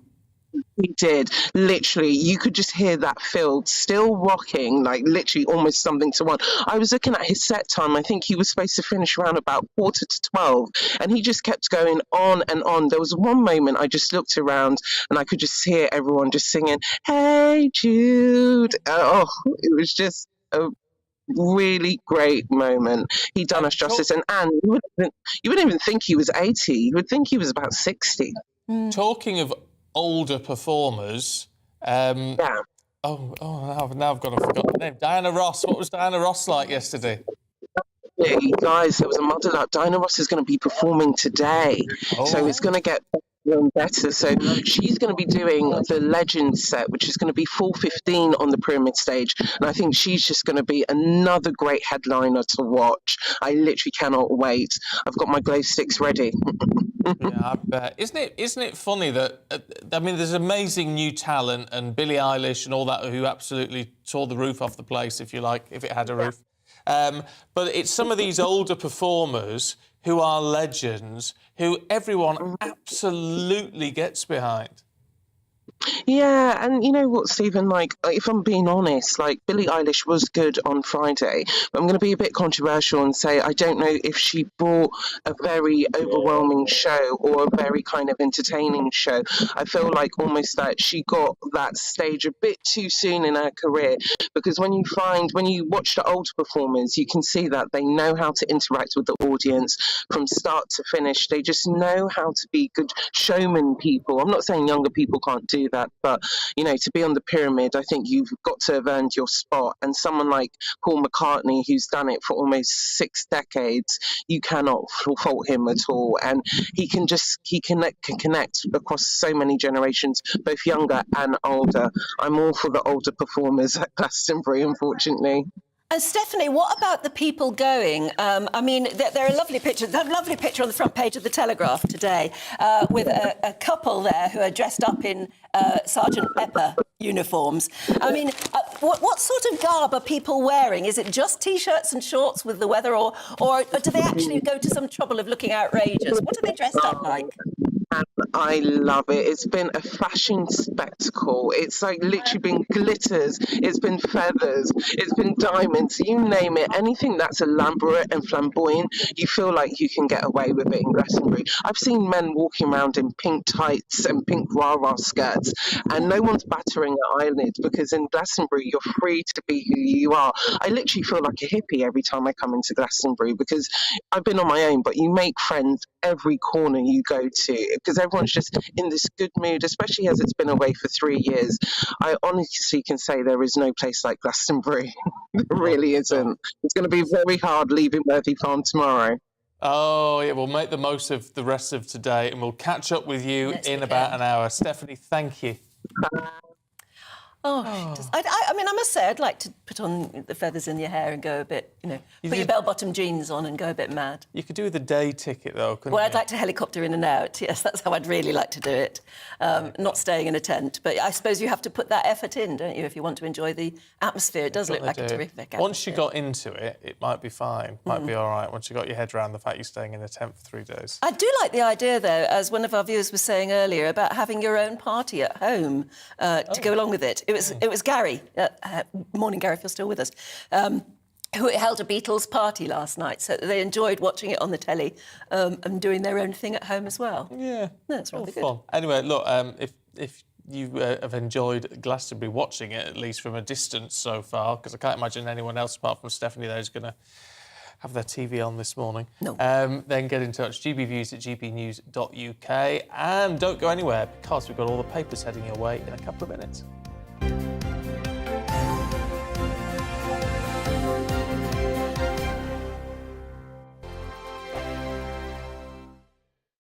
We are GB News. We're right across this great nation. On TV, on radio, on digital. Absolutely everywhere. We don't talk down to you. We embrace all voices. With honest and civilised conversation. we're not part of the establishment. We're one of you. And we're only getting started. Join us on GB News, The People's Channel. Britain's news channel. Every morning from 6 o'clock, we'll wake you up with GB News Breakfast with all the stories you didn't know from the night before. So whether it's serious news, entertainment, or your own views from all over our great nation, we're here to kick off your day with a smile. The national media should be reflecting and reporting what's happening here. You will notice the northwestern accents. Whether you're with us on TV, radio, or online, every morning, it's breakfast from 6 a.m. Hope you can join us. Join us for Ministry of Defence, the comedy panel show that's just like the news, in that the left fights the right and it doesn't really seem to matter who wins. We cover the big stories. It was in fact a troop of baboons and not angry vegans. I like that. And the really important stories. Fat naked cow gets stuck in swimming pool. It's a headline in a lot of local newspapers. Yeah. We're on the same team, Nick. Yeah, but I'm just helping you. Join us for Ministry of Defence, Saturday nights, 8 o'clock on GB News. I'm Dan Wootton. Join me Monday to Thursday from 9 to 11 for the feistiest and most fun news debate on TV, where free speech reigns. I'll bring you a sharp take on the day's biggest stories, bombshell newsmaker interviews, and A-list guests. And I guarantee you, no spin, no bias, no censorship, and no reason to go to bed. That's Dan Wootton tonight, Monday to Thursdays from 9 on GB News.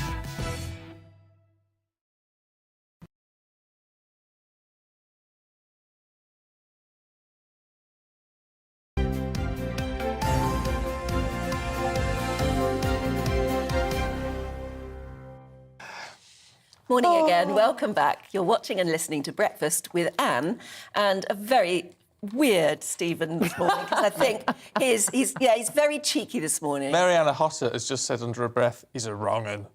He's a wrong un. He's a wrong un. He is. I think all the viewers knew that a long ago. Yeah. Okay. I like winding you up a little bit, though. It's just I know you do. It's entertaining. I think we're in a bit of a funny mood this morning. It is a Sunday morning, so it's allowed. Yes, OK. But sometimes they can be very controversial in the breaks. Just stirring. Stirs it up. Why not?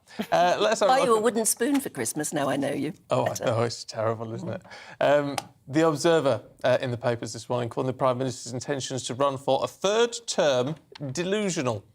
The Sunday Telegraph reports on Boris Johnson's plan to impose steel tariffs to win back red wall seats ahead of last week's poor election showing. The Sunday Mirror covers Priti Patel's High Court defeat over asylum seeker relocation in military barracks. The Express leads on the Attorney General's plans to crack down on militant unions ahead of the planned summer strikes. So let's see what Mariana Hotter and Kevin Schofield make of some of those. Oh, I am sorry, Marianne. Anyway, we'll start with Kevin. OK. Yeah. Just for the heck of it. No offence. Mail on Sunday looking at Tory rebels. Yeah, so apparently, according to Mail on Sunday, Boris Johnson's big idea for helping to shore up his leadership is to have a load of barbecues at Chequers. Oh, a party! This summer. And they've even given it a name. It's called the Summer Sausage Offensive, which... who's given it that name? Well, the Mail I on think Sunday. it may well just be the Mail on Sunday. I don't think they put it on the invites. No. That would be quite embarrassing. But It's probably in their WhatsApp group, though. Surely it's all going to come out at some point in a public inquiry. But yeah, what I find quite strange about it, though, is that it's only loyalists who are being invited, the people who have. Well, they're not the loyalty. people to charm, well, are they? quite exactly. So you don't. Surely you try and get a few of the 148 who voted against them in the confidence vote to come along. Maybe they'll gate crash. That might change their mind. A few sausages. Well, I'm sure there will be, because that was a confidential vote. Well, but Grant Shapps has got his spreadsheet. Has he? Yeah, he managed to predict the size of the rebellion to, I think he was 1 out, which was incredible, really. Oh, that's good. So, yeah, they'll know, and the whips will know. They reckon there's a fair amount of ministers, including cabinet ministers. They think Oliver Dowden may well have voted against them, and he resigned. Well, that comes as no surprise now, does it? And now he's quit, exactly. So you would think it would be an idea to maybe treat some of these people who are, shall we say, sceptical, if not. Well, if they're going to do hostile. lots of sausage offensives, then I maybe think there'd be a lot of sausages because there's so many gradually people who don't like the them. invitation list will get longer and longer. It's quite a good idea, though. He's got to actually keep charming those who are already loyal. Indeed. Well, yeah, he's got to keep them on side, I suppose. Yeah. That's his base now. But I think maybe reaching out to those who are against them might be a little bit more. Well, there is the small issue of the 60 million odd people who live in the country who are talking to their MPs going, no, we do not support this, regardless of whether you're off to Chequers for a sausage sandwich or not. I mean, there's only so much a sausage can do. Grant Shapps is my MP. I don't care whether he eats a sausage or not. That Prime Minister is dreadful. And he Will needs to Priti go. Patel be on the list, I wonder, on the invitation list, I wonder? I would very much imagine so. Because she's on the front page of the Mirror, having caused another scandal, allegedly. Yes. So, I mean, I guess in some ways this gives Boris Johnson a bit of breathing room because someone else is getting absolutely pummeled. Rightly so. Once again, Priti Patel, controversial and asylum seekers all in one sentence. But not Rwanda this time. No, for once. This is the Napier Barracks, which is in Folkestone in Kent. It's been in the news previously. It's about 300 asylum seekers who are waiting for their claims to be processed, who are being housed in old army barracks. And the reason the army stopped using these barracks for housing soldiers is because the estate was considered to be too dilapidated and not fit for habitation long term. However, Priti Patel has put these asylum seekers there, basically granted herself, her own department, an extension because of COVID and said people have to stay there, and then granted another extension for 5 more years, so till 2026, for people to stay in these barracks that have been considered deemed unfit for habitation. Oh dear, maybe they should go to that lovely accommodation that we've seen in Rwanda. In the hotel. Well, discuss. Now, bear in mind, this is not a European court who's decided that this is illegal. This is very much a UK court. They've said, basically, what she's done is not legal. It's not right for the community who live near the barracks because there's lots of division. It's against local planning because, basically, you've got 300 people in living in an estate for 5 years who require services. There was a fire last year, 200 out of 300 people got COVID, people go on hunger strikes because the conditions are so poor. And these are people claiming asylum, people who have fled from torture, from war, from persecution. And we kind of owe it to ourselves to do better than that. These people who've come over illegally, though, or people who've sort of followed the approved route. Well, what approved route is there for escaping torture or there's a way to claim asylum under international law, at which point your claim ought to be considered fairly and transparently. And while that is happening, you need to be safe. And at the moment, the people in Napier Barracks, as decided by a British judge in a British court, that is not the case. And nonetheless, Priti Patel is attempting to press ahead. So she's had a comeuppance in But court. if I were her, and I think a lot of people watching probably feel the same, if I were her, I'd say, well, all right, if it's such a bad place, why moan about me flying people to Rwanda? They've got, much nicer accommodations there. Why don't we just put those 300 people on a plane to Rwanda? I think it would probably be cheaper for the taxpayer to not fly 300 people to Rwanda and pay Rwanda, what was it, 120 million quid? It doesn't take 120 million what pounds should to Priti Patel improve do conditions. with illegal immigrants? Well, they're not should she be illegal doing? immigrants, they're asylum seekers. There's a very, very distinct so these are difference. not illegal immigrants. They're not people who come over the channel in a dinghy. They might have, their but they claims are are still being applying processed. for asylum, and that is legitimate, that is legal. Right. So the answer to that is what's taking so long, really, isn't it? What's taking so long is a very legitimate question. And that's partly a backlog because we haven't got the funding, we haven't got the expertise in place, we haven't got the right people, which requires money. Some may say, what's taking so long, Kevin, to sort out fracking one way or t'other? Yeah, so, I mean, as we know, the Tory party isn't exactly a nest of singing birds right now over Boris Johnson, and now they've found another issue that they're at each other's throats on, fracking. So at the moment, there's a moratorium on fracking, which is drilling for shale gas, because of concerns over the earthquakes and the environmental damage that it does. There's going to be a report out this week from the British Geological Survey, basically to say, well, here's what our view on it right now is. Now, Boris Johnson has hinted at lifting this moratorium because as part of the energy strategy, not wanting to import as much gas from abroad, Russia, for instance. So you've got, on the one hand, you've got a group of Tories who are called the Net Zero Watch Group, who think that, absolutely, let's get back to fracking. We've got this huge reserve below the ground. We might as well just go for it and produce our own energy. But on the other side, there's the Net Zero Support Group, who sound similar but are completely opposite. Similar, yeah. They're completely anti-fracking. So it's saying basically this week it's going to be set up for another blue-on-blue Who's in the Net Zero Support Group? So the Net Zero Support Group is chaired by the former Science Minister, Chris Skidmore, who says that the UK has shown international leadership in showing the rest of the world how to decarbonise. We don't need fracking. But on the other side, the Net Zero Watch Group say, absolutely, we can frack safely and it will bring down people's bills, so we should go for it. So it's just another example of the Conservatives divided on certain issues. Exactly. Fascinating. What do you think, Marianne? About fracking? Well, in terms of securing supplies and bringing down bills for the short term.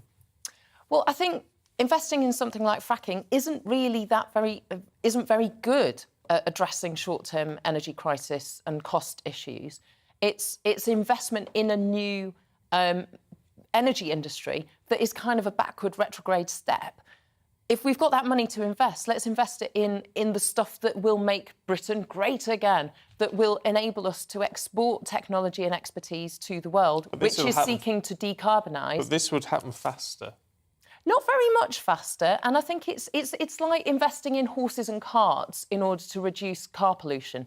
It's backward. Go forwards. Go forwards, go greener, because greener is the future. Greener is the way to have a more prosperous, more sustainable, more economically viable Britain and a kind of a more global Britain. So, no, I'm not being anti-patriotic. Invest in helping householders put solar panels on their roofs. Yeah. Honestly, if there was something that made solar panels affordable, I would whack them on my roof. But there was a huge subsidy a good 10 or 12 years ago. That's been pulled. That's been pulled completely, but maybe even helping people insulate their homes, insulating the stock of government-owned, state-owned, council-owned buildings, that is part of a response to energy sovereignty, because it means that you need less energy to heat your homes. And as a housing stock, Britain's homes are terrible. We are just throwing £10 notes through the roofs and through the windows. If you actually insulate your home, and that's not a burden on an individual, but that has to be a kind of, I think, a statewide, a government-wide initiative to make it affordable, to make it important, then we need less energy. So we are, therefore, less reliant on Russian and external I think they should bring back that subsidy for solar panels. I'm fascinated by solar panels. Invest in our future. Yeah, Don't go backwards. They could announce a subsidy really, really quickly. Everybody could spend the summer putting solar panels on their roofs. Not only does it give you energy, and that would really help in the short term for the next winter, but you can actually usually funnel energy back into the grid. Can't you, to the grid, Yeah. Do it now. They do solar panels now that look like roof tiles. So why don't they just build all these new houses? Should all have them. Should all just do that? Yeah. That's the other thing. So that's the other thing, that they're not hitting their house building targets, though, as well. Well, they never do they? No. Well, I mean, at the point you've got these really laughably low targets for social housing and affordable housing, and you've got property developers making millions, and they're building housing stock that is low quality, that isn't fit, sort of future-proofed. So the insulation standards are low. There aren't places for electric car charging. They're not estates that are set up for people to do active travel, walking, cycling, using the bus, kids going to the playground, all that stuff. I mean, it's common sense. People were working this out in the garden movements 100 years ago, and we've forgotten it all. And Every new house should be an energy battery now, shouldn't it? It should be soaking up solar energy. It should be all sorts of the thermal thing that I can't even remember the name of. Geothermal. Yes, that's right. Every new house should now be an energy battery that would not only make it cheap to live in itself, but would actually be feeding into the grid. Storage is the big issue with that. Technology is the issue. They could solve it if they threw a bit of money at the science, couldn't they? We know they could. Well, Elon Musk is working on it, and still those batteries are struggling. Is it the Prime Minister's commitment to the whole net zero thing, which was COP26 was barely 6 months ago? We talked the talk, but we're already rolling back because as we're just saying, isn't it? and also because there's a hefty caucus within the Conservative Party who are completely against net zero, Yeah. So, mind you, I have to say, you do feel I can understand people getting frustrated by things like COP26 when you get all these people yelling at you and talking down to you. And if I get another lecture from Greta Thunberg, who was at Glastonbury yesterday? She was. But the thing is, Glastonbury. Oh, was she? But if How you did look she get there? Did she walk? Come on, Greta Thunberg is brilliant. If you look at places like those industrial heartlands in the northeast, in the kind of forgotten bits of the coast, all those places that used to have heavy industry, they could be absolute heartlands for green energy infrastructure, building wind turbines, building new battery packs, all that stuff. And that is what could be the basis of our manufacturing and industry and international property stuff, intellectual property, going forwards. And there's this enormous opportunity for investment that would really deliver and bring in private finance and investment into the UK. Yes, and it'd be moving us forward in the scientific world. It would be moving us forward. Instead of fracking, which I do think... Boris Johnson is totally agree with you on fracking. Barbecues. Come on, Boris. Think better than sausage sandwiches. Oh. Disagree? No, I don't disagree with that. No, nor do I. No, I think, I mean, investing in the future and that is no bad thing as far as that goes. Can we have a look at the Ukraine war? This is in the Sunday Telegraph, Kevin, but it's an interesting line because it's Liz Truss telling President Macron not to betray Ukraine. Is there a danger that he could betray Ukraine? Well, she doesn't mention him by name, but I think it's clear who she's talking about because he's talking in the past about not humiliating Russia over Ukraine. I think what's interesting about this is that we were just talking about it off camera earlier, that the Ukraine has fallen down the news agenda. If you think back to 2 or 3 months ago, it was huge, obviously, because it had only just happened.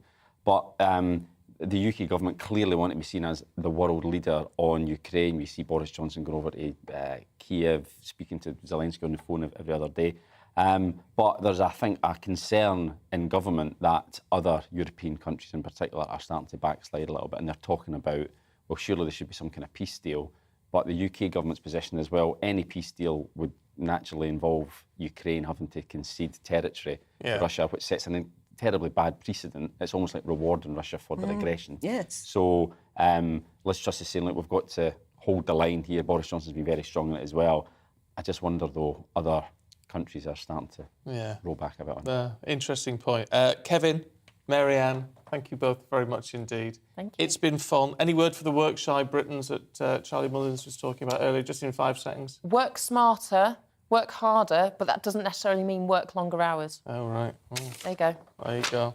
There you go, Charlie. That's my response. Let us know what you think. Oh, I love a bit of a controversy. Yeah, mixing. You like stirring. Oh, That's I do. Like GBViews@gbnews.uk. Here's your weather.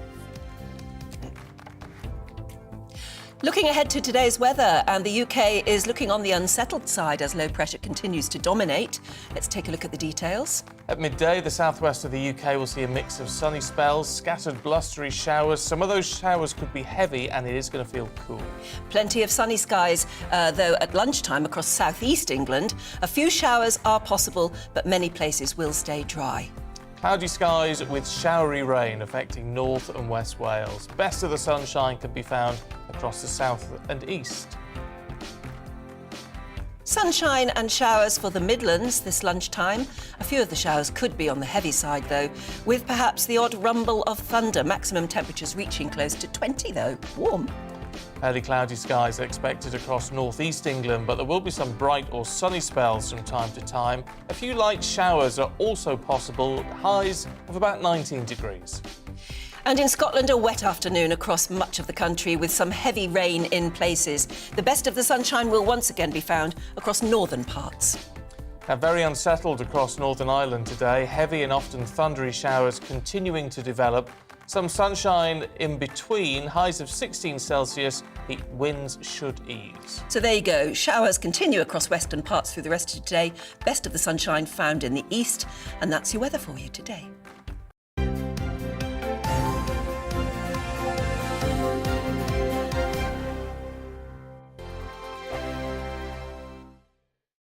We are GB News. We're right across this great nation. On TV, on radio, on digital. Absolutely everywhere. We don't talk down to you. We embrace all voices. With honest and civilised conversation. we're not part of the establishment. We're one of you. And we're only getting started. Join us on GB News, The People's Channel. Britain's news channel.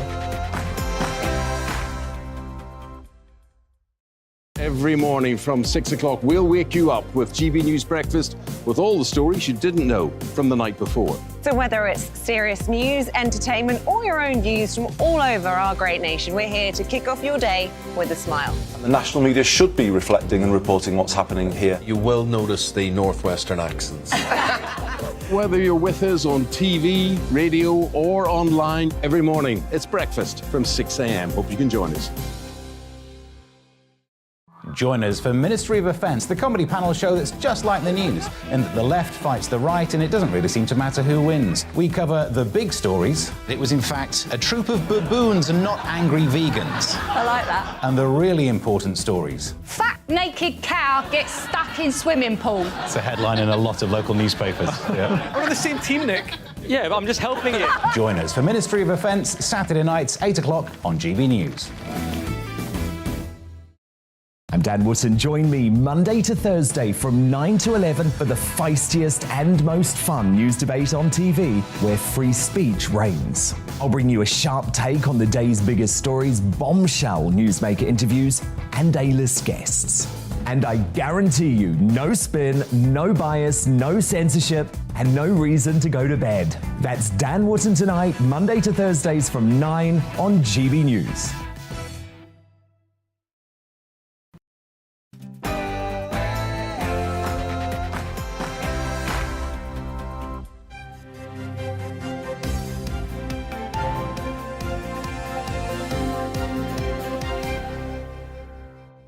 Leaders from some of the world's richest nations will meet in Germany this morning for the annual G7 summit.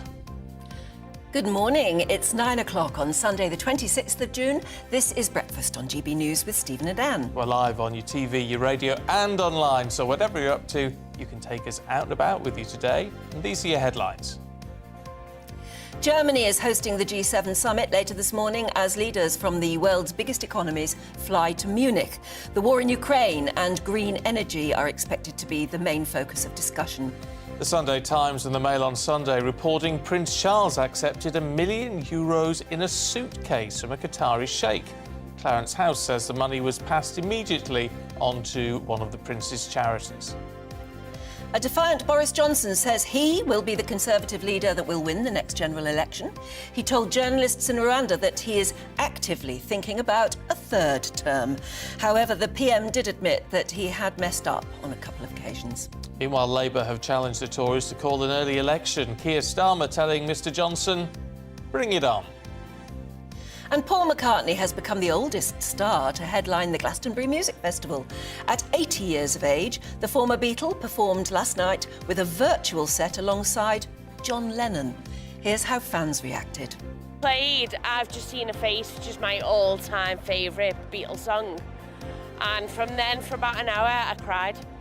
The whole time I cried. And also, it was the lad's 80th birthday this week, and isn't that great?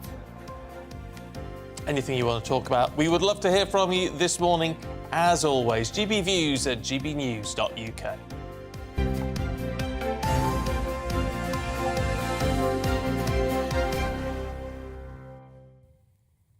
Well, today the Prime Minister will urge his NATO and G7 allies to continue to back Ukraine against the ongoing Russian invasion. Boris Johnson will begin talks with the G7 in Germany this morning regarding plans involving trade sanctions and military support before heading to Spain for similar NATO discussions. And those discussions will heavily rely on EU involvement for certain plans to work, despite the bloc not being a member of G7.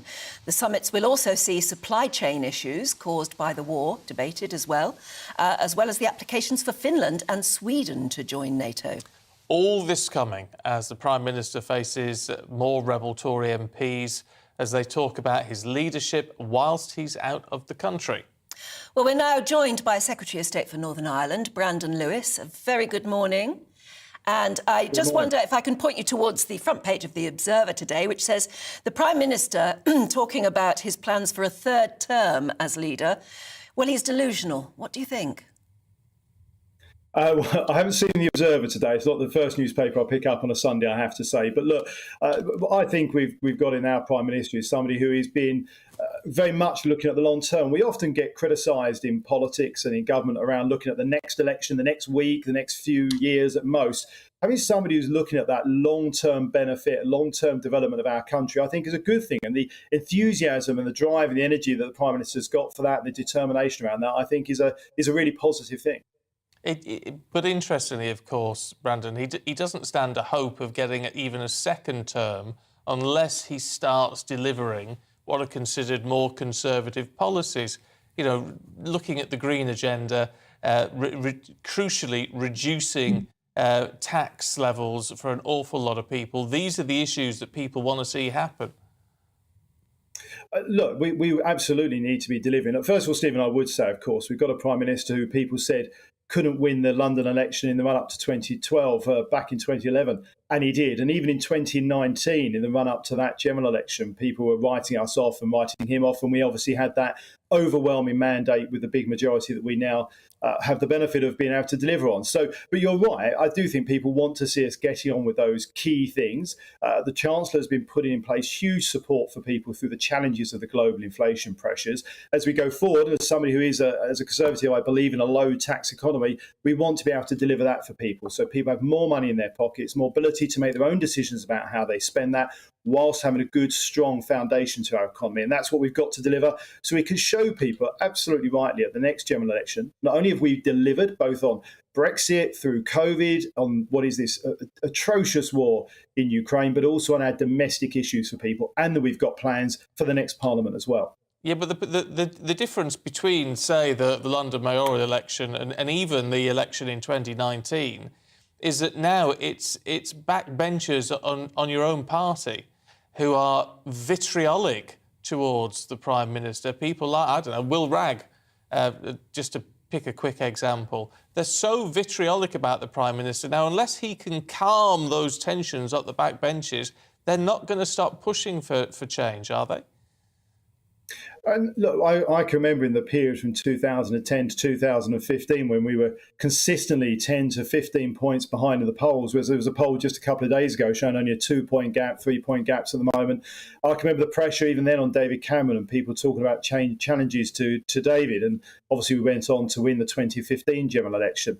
Look, I do think actually the Prime Minister, Boris Johnson, is somebody who will be able to show our colleagues, but more importantly, in a way, actually, the general public, that we are the party that has got the right ideas to take things forward. I think that's why he's been able to win elections. And let's remember, it's why he's been able to deliver on some of the really big things over the last couple of years. The decisions through COVID, the decisions as we've come out of COVID, and of course, the international decisions around support for Ukraine.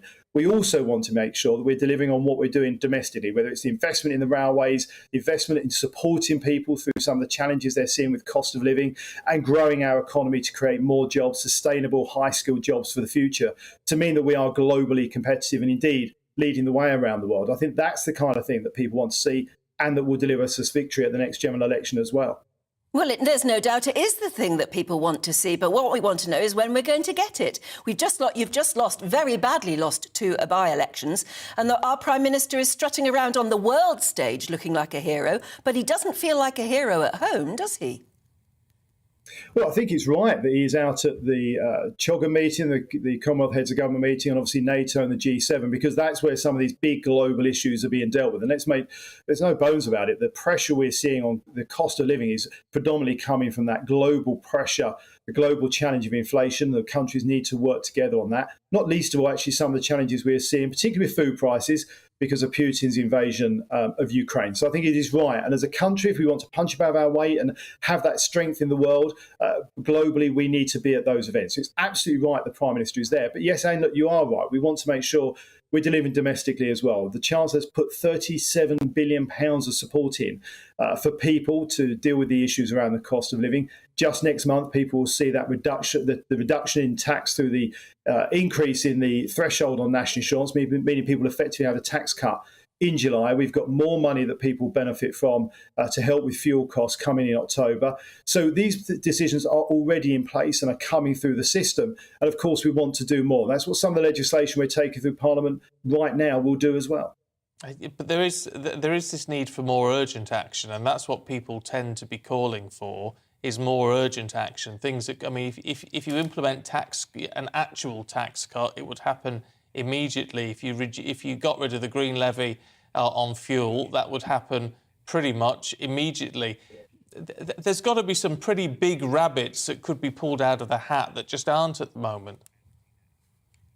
And look, Stephen, I think that you've given a very good example there in terms of talking about these kind of things. And look, there's always a desire and a wish for people to do those quite quickly. Actually, it's the flip side of this point about what I think is good about having a Prime Minister who's looking at that longer term is he's not just looking at popularity today and tomorrow. He's looking at what is structurally right, the tough decisions sometimes that we have to take for our country in the long term. And that's a good thing. And the challenge with these tax decisions is the Chancellor and the Prime Minister have got to look at that balance. This is, after all, whatever we do is with taxpayers' money. It's what all of us pay in tax. We've got to make sure we're not just increasing debt, that we're not putting more pressure on inflation, and the decisions we are taking don't just put more money in people's pockets, but are structurally good for the economy in the long term, for our future, our children and our grandchildren's future as well. It is right that the Chancellor takes time to work that out properly and carefully so that when we deliver it, it doesn't just work, but it has the long-term benefit as well. I know that earlier you said you hadn't had a chance to look at the front of The Observer. I don't know if you've been able to have a quick glance at the Sunday Times and the Mail on Sunday today, both of them reporting that Prince Charles accepted £1 million or €1 million in cash from a Qatari sheikh. I just wonder whether you think that's acceptable for our future king to be doing. Well, look, I hadn't seen The Observer. I have seen the other papers. I just was making the point. It's not the first newspaper I pick up on a Sunday, as good as all newspapers obviously are. Look, I think that the palace themselves have issued a statement around this. All the monies that come into the Prince's charities, those charities and the structure around that go through proper due process. I think the palace have made that comment. This is something for obviously that they are looking at, I know from the statement they've made, but all of these donations into these charities go through proper due process. It's right that they do that in the same way that political donations and donations to any charity should go through a proper process, and they're supporting those issues that so many people care about. In cash, in a suitcase, that's acceptable? Well, so I don't know the full details of this. From what I've seen from the comment from the palace, they had a few hours between this being reported, not enough time to look into the full details of it, but they're very clear that everything goes through proper due process. And this is obviously an issue from some 10 years ago. As I say, I don't think I'm going to comment any further. I'll let the palace themselves respond to that. But I think it is clear that this went through and this money went through proper due process, as it rightly should. Look, Keir Starmer today has said it's time for a snap general election. I know a lot of people would just say, yeah, no, obviously this isn't going to happen. This is just what opposition parties call for. The Conservatives did it when Gordon Brown was in power. But actually, could the PM call their bluff on this one? Well, I think it's quite a big difference. Obviously, Gordon Brown didn't have a mandate. We've actually got a Prime Minister and a government at the moment with an overwhelming mandate from 2019. I'm not sure that many of my constituents and many people across the country would thank us for having we've already had, 3 elections in the last 10 years. That's quite a lot. I think we need to get on with delivering. I think right now, with what's going on in Ukraine, with what's going on with people with the challenges of inflation, they want to see us get on and deliver. And I know, for example, tomorrow we're taking some Northern Ireland legislation through to deal with the problems of the protocol. People in Northern Ireland want to see that dealt with, not the distraction of a few months of us all off on a campaign trail. So look, obviously, this is something for the Prime Minister to take a view on when the time is right. But right now, I think he is right and we are right to be focused on delivering for people and not tying up in Labour's political games that they just want to play. Interesting. Just a quick word on that Northern Ireland issue. What are you laying down on the protocol tomorrow? Because that, obviously, as an issue, hasn't seemed to have gone anywhere yet.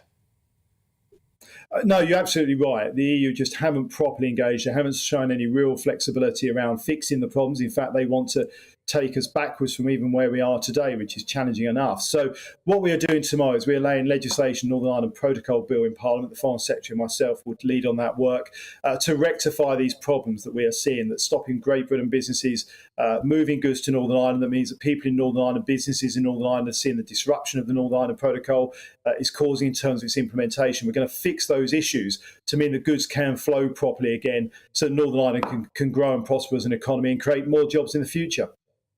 And on a lighter note, before we let you go, it is a Sunday after all, and hopefully the sun will shine somewhere. Boris Johnson is apparently, according to the Mail on Sunday, going to be launching a sausage offensive. At Chequers, he's going to be inviting all you MPs around and charming you with a barbecue, a Chequers charm offensive, or what they're calling a secret sausage offensive. I just wonder if you'll be going. If I'm invited, I would look forward to going, not least of all because we can show off the great Norfolk sausage, and I want to get that sold in Belfast easily as well. So all these things come together perfectly. Beautifully done. True politician. Secretary of State, good to talk to you. Thank you very much indeed. Thank you. Yeah, jolly good. That'll be a party you can go to, isn't it? Well, they should invite Mrs. Lewis to that because she's a very good cake maker. Oh, you've told me about that before, yes. Not that I've had the pleasure of any of Mrs. Lewis's cakes, but I've seen them on... Minister posts them on Instagram sometimes. Well, that's the sort of thing you would turn up to a barbecue with the invitation. You'd say, thank you very much, and here's my cake. There you go. Very nice too. Look, let's get more on the Prime Minister's plans at the G7 and, of course, the summit itself. That's all happening in Munich or close to Munich today. Paul Hawkins is there for us. And look, Paul... I mean, when we look at actually what is on the agenda today, it's one key issue, but actually it's a hugely complex issue to try to tackle from the G7's perspective. Yeah, it is really complicated. It's all interwoven. You can't just look at them in isolation.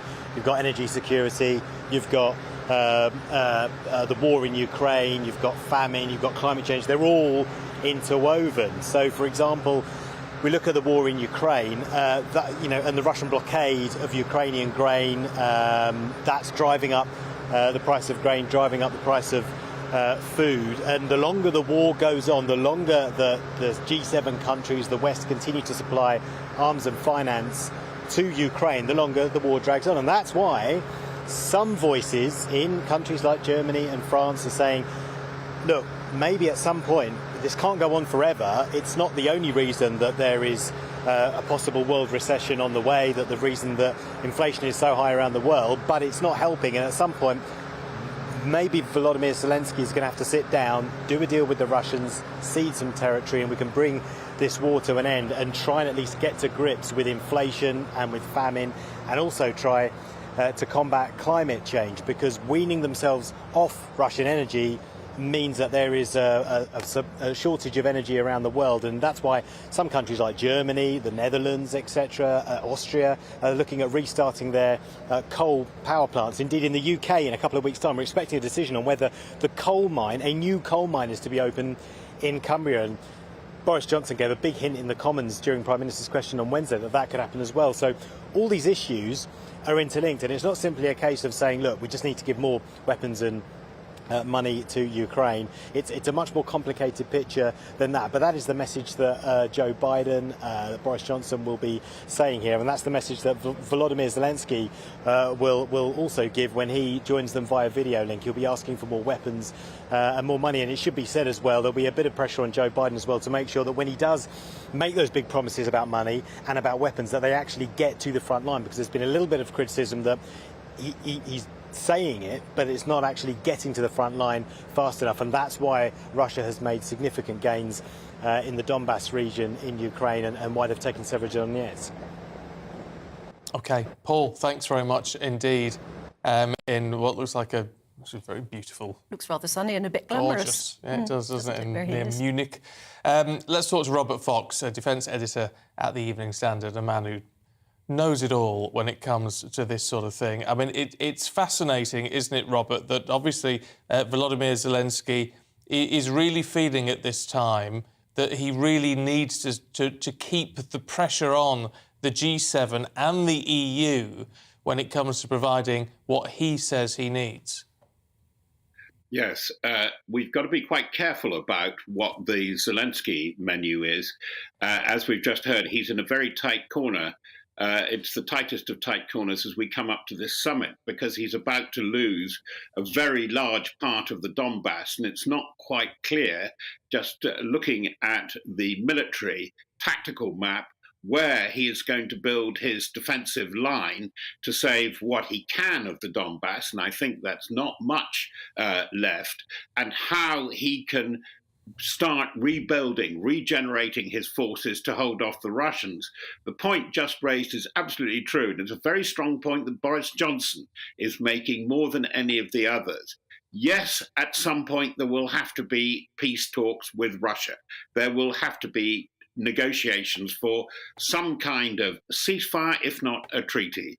But please make sure, Boris Johnson is saying, it's not a bad treaty and a bad outcome, both for Zelensky and Ukraine, which will be a very bad outcome for Europe.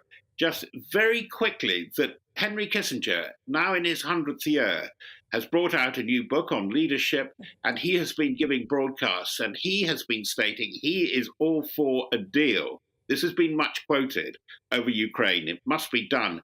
But he, too, has been saying it must not be a bad one and must not pander to Putin, whom he has stressed, probably more than many of the European leaders, is a real menace now.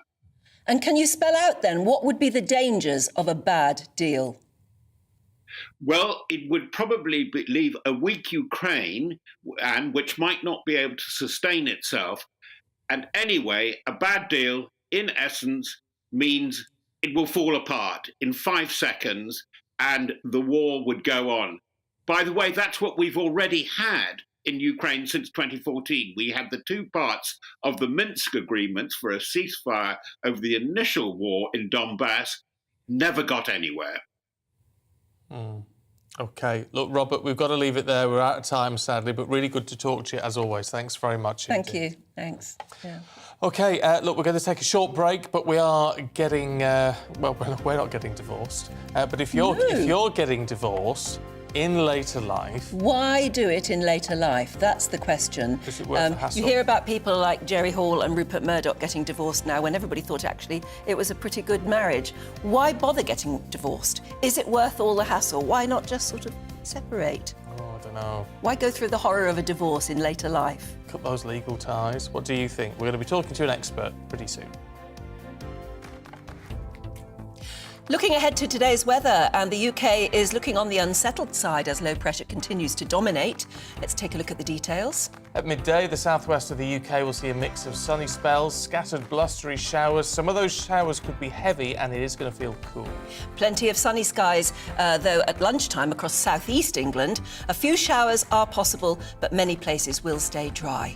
Cloudy skies with showery rain affecting North and West Wales. Best of the sunshine can be found across the south and east.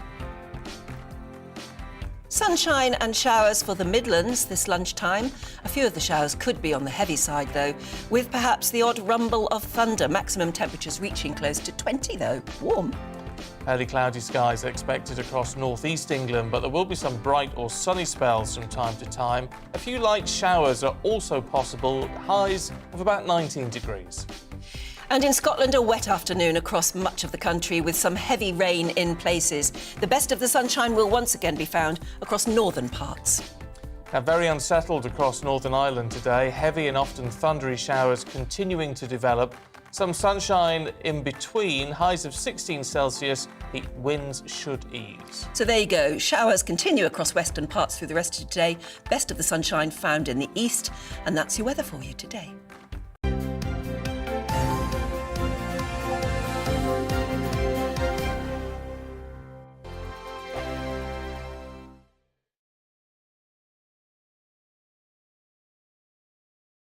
We are GB News. We're right across this great nation. On TV, on radio, on digital. Absolutely everywhere. We don't talk down to you. We embrace all voices.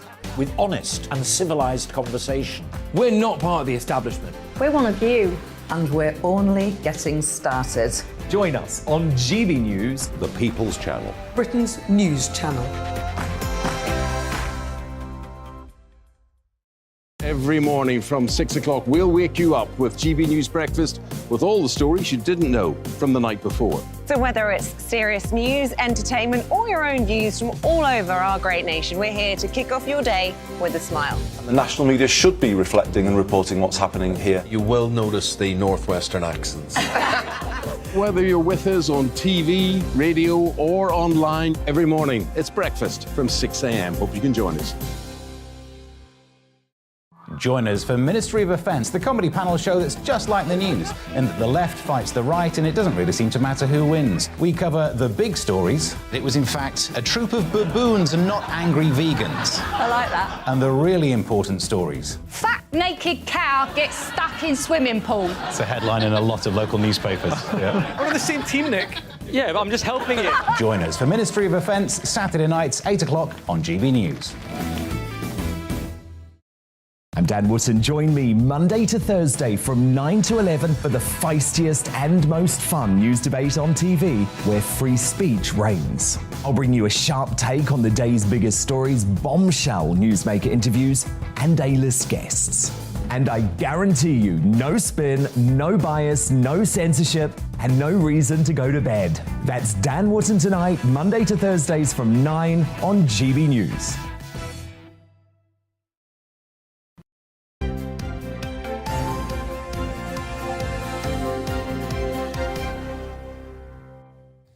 (9:24), good morning to you. This is Breakfast with Stephen and Anne. Now, Boris Johnson has claimed he's thinking about a third term as Prime Minister, despite an ongoing rebellion within his own party. He was talking to reporters, of course, in Rwanda, and he said that he was considering running until the mid-2030s. This comes after, of course, suffering two appalling election defeats and the resignation of his party co-chairman, Oliver Dowden, earlier on. Well, let's talk to Peter Edwards, political commentator, former editor of Labour List. Good to see you this morning. Look, it's fascinating that amidst all of this furore for the Prime Minister and the Conservative Party, perhaps not surprisingly, Keir Starmer's come forward and said, all right then, let's have a general election. Is he serious? Well, if you're a leader of the opposition, you always have to call for a general election. That's fair enough. Most leaders of the opposition only get one shot. Neil Kinnock was the exception. He got two shots. So, you know, given there's been a confidence vote, Partygate, Keir Starmer's been ahead in pretty much every poll bar one this year. It's perfectly reasonable and rational. I'd imagine the Labour Party might want a little bit longer to get its finances and its campaign infrastructure together. But to keep piling the pressure on Boris Johnson is just sensible politics when there's so much unrest in Boris's own party. Yeah, I wonder, obviously it's his job to keep piling on the pressure, but I always wonder when he keeps asking for Boris Johnson to step down. Surely that's the worst thing Keir Starmer wants, is a new leader with a new vision. No, I don't think so. I think it's perfectly sensible. You know, Boris Johnson has lied to the country. He's done that many times, is still being investigated over one further House of Commons committee. If the opposition could be seen to force the Prime Minister out of office, that would taint the Conservative Party with impropriety for decades to come. So it'd be a landmark moment. And that could, of course, trigger a general election anyway, if Boris Johnson does go. And I must say, by the way, the comments about Boris Johnson running for another term seem entirely delusional. Margaret Thatcher, 1987, said she was going to go on and on and on, appeared very arrogant and out of touch. She was gone within about 2.5 years. Boris may not even have that long. Yeah, but come on, let's not be po-faced about this. He was joking, wasn't he? Reporters said, "Are you going to run in the next election?" He said yes. I'll probably keep going till the mid-2030s. It was just a light-hearted, off-the-cuff remark, but we're taking it far too seriously. Well, are we? I mean, Boris Johnson's whole career has been built around making light-hearted remarks. You're right that Labour should be pragmatic and not be po-faced, especially on a weekend when many of the country have other things to think about. But Boris Johnson has veered over his career between saying things that are ludicrous and offensive, when, for example, he's talking about the gay community or Muslim community, and dressing it up as a joke. So that's why we on the left see him as a bit of a dangerous figure, because he's trying to get in lots of dangerous things under the radar. So the idea of him going off and off should be terrifying for all of us. Yeah, well, keep smiling about it then. Yes. Peter Edwards, thanks very much indeed. Thank you for joining us. Now, grey divorce is on the rise. Did you know that more than 50% of marriages fail when couples reach their 50s and 60s? And that number is apparently on the rise. Well, we are all living longer these days, I suppose, and in keeping with our throwaway culture, maybe at some point you don't put up with him anymore, lounging around and watching the telly all the time. Maybe you kick him out and get a new one. Or her. Or her. Just to be balanced. But is it really worth the bother? We were talking earlier about Jerry Hall and Rupert Murdoch. Very rich, obviously, and everybody thought maybe it was quite a successful marriage. At some point, he's 91, she's a lot younger. 70-something. Yeah. They've only been married 6 years. Yeah. A lot of people thought it was working, but somewhere along the line, they've decided to get... not to get spliced, to get unspliced, to get divorced, which you may think, why is it worth all the bother and hassle of a divorce court at this age? Well, let's talk to celebrity divorce lawyer Vanessa Lloyd-Platt, who's here in the studio. Morning. Good morning. Is it worth the hassle at that age? Well, we would say so. My oldest one was 89. And he came to me saying that he'd been deeply unhappy. And when we did the divorce, he sent a crate of wine and said, "You've made me the happiest I've been for 65 years." And he'd been married for 66. That's extraordinary. So why did he wait till he was, 89, did you say? 89. And the reason he gave was that he couldn't stand the little habits that have grown to such irritations. He couldn't stand it anymore. But one of the main reasons why we see from the 60s and the 50s getting divorced is that the children have flown the nest. And suddenly the glue that's held the marriage together, which was the children, have gone. And what have the parties got in common anymore? And that is the most important reason why people are tending to split. And women are tending to bail out, as you've said before, a lot more than men, because they are unhappy at being taken for granted. This is what they're saying. Anyway. Why don't they just move apart? At that stage, they must have put up with each other for so long. You think, well, you know, there's none of the anger or rancour needed for a divorce. You could actually just split up. Well, what they're saying is we want a new life. We don't know who we are anymore. We've been mothers, we've been grandmothers, we've been wives. Who are we? And they look at the youngsters doing it and they think, we want some of that. We want some of our freedom. And people are living longer. And they're thinking, you know, whereas people died earlier and therefore, you know, there was no point in it and no point in splitting up, they're thinking we've got many years stretching in front of us. And some people are thinking, look, I've got to work quite hard anyway because of the pension things going on for much longer. I want my freedom. I want to have fun. Do you think these couples, who you say a lot of them have been unhappy for a long time... Yes. Were they ever in love in the first place, do you think? Oh, yes. I do think people are in love, but love and hate are very close emotions. It can switch very quickly. The men have been bailing out because they have, a lot of them, been going after younger women and had the opportunity to meet them at work. Well, that's what I was going to ask you, actually. If a couple decide, divorce, even though we're in our 60s or 70s or something, who gets hurt the most by that? At this stage in life? Well, it depends. Remember that some 50s and 60s and 70-year-olds have got a lot of money these days, and therefore they've got a lot of spending power. So if a woman watched her husband and helped her husband build up a very extensive career, then she's going to get the spoils, and then she's going to enjoy life. At the lower end of things, women are going to struggle a lot. And some men say that if it's, mum, dad and house sort of divorce, that they are going to lose out because inevitably the woman tends to get more of the house if they're not working. So it's one of those things where I think you can't say that one lot come out ostensibly much better than the other. I think people do suffer in divorce, children suffer in divorce, but the big mystery is Jerry Hall and Rupert Murdoch. Well, what do you make of that? Well, nobody knows. I mean, the Mail on Sunday today said, was he fed up with her smoking? And I think they're just sort of ridiculous speculation. But even people really close to them didn't see this coming. Nobody saw it coming. Now, it could be the age difference. She's actually 65. He's 65. He's 91. Has she got bored with it? Is that why she wants to bail out? We don't know. Has he got fed up with it? Or is there something in a prenup, if there is a prenup, that we sometimes have what we call a dogleg provision, so that after, say, 5 years or 7 years, the lump sum they might get on divorce goes up. Oh. So suddenly you might think, oh, is it because... Yeah, but she doesn't need money, does she? She's got money. No, but if there's provisions in there that she's no better off if she waited for him, bless him, to expire, then she might think, well, I might as well do it now. Nobody knows. Nobody even knows if they have a prenup. But well, he had a prenup, apparently, with his Wendy last wife, Deng. With Wendy Deng, yeah. And also, he's tied up completely all the shares in the corporation for his 4 older children. And when Wendy Deng wanted to have her 2 children included in that, he said no. So, ostensibly, we don't know what's happening. They have acquired an enormous amount of property during the course of the marriage. Question is that excluded from the prenup?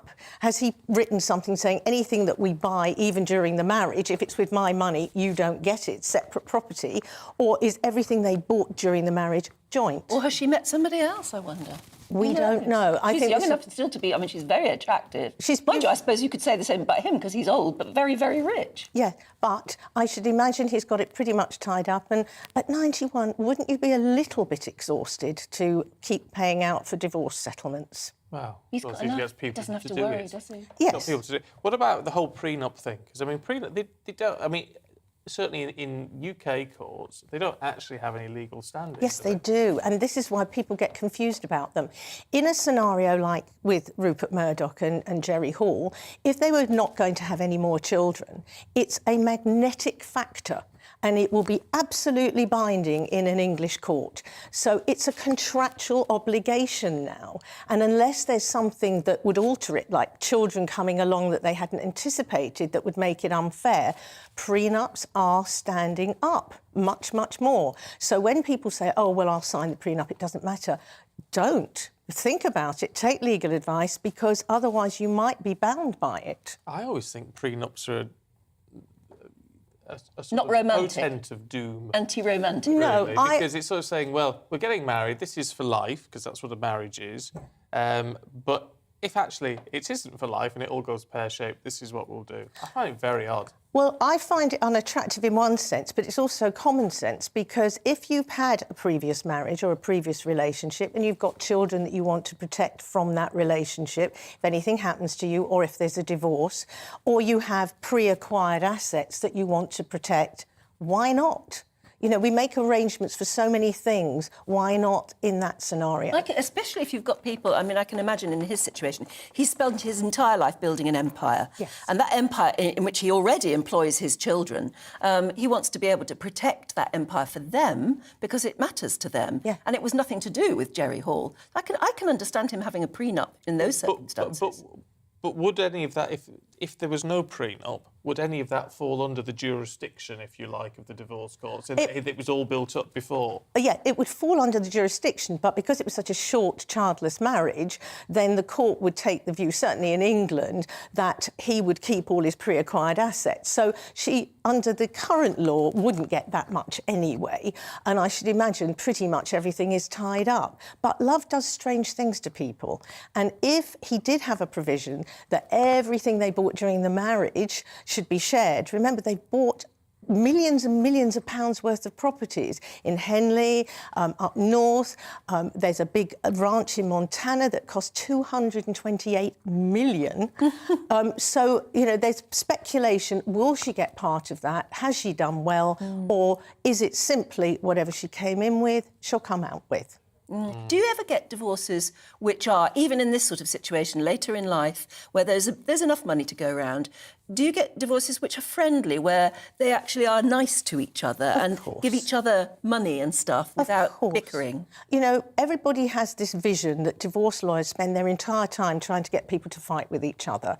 That may be true of some cases because that's what a client might want. Complete waste of money, but if that's what they want to achieve something, fine. But we deal with thousands where they come to amicable settlements. We use much more of mediation these days, conciliation, and because of COVID brought thousands more divorces to us and the change in the law. And what we were doing was inventing new ways of dealing with cases very amicably. So we're having more meetings with the other side to sort things out, Zoom meetings for settlements, getting all the barristers and solicitors together to sort things out. So it's not, in many cases, the acrimony people think.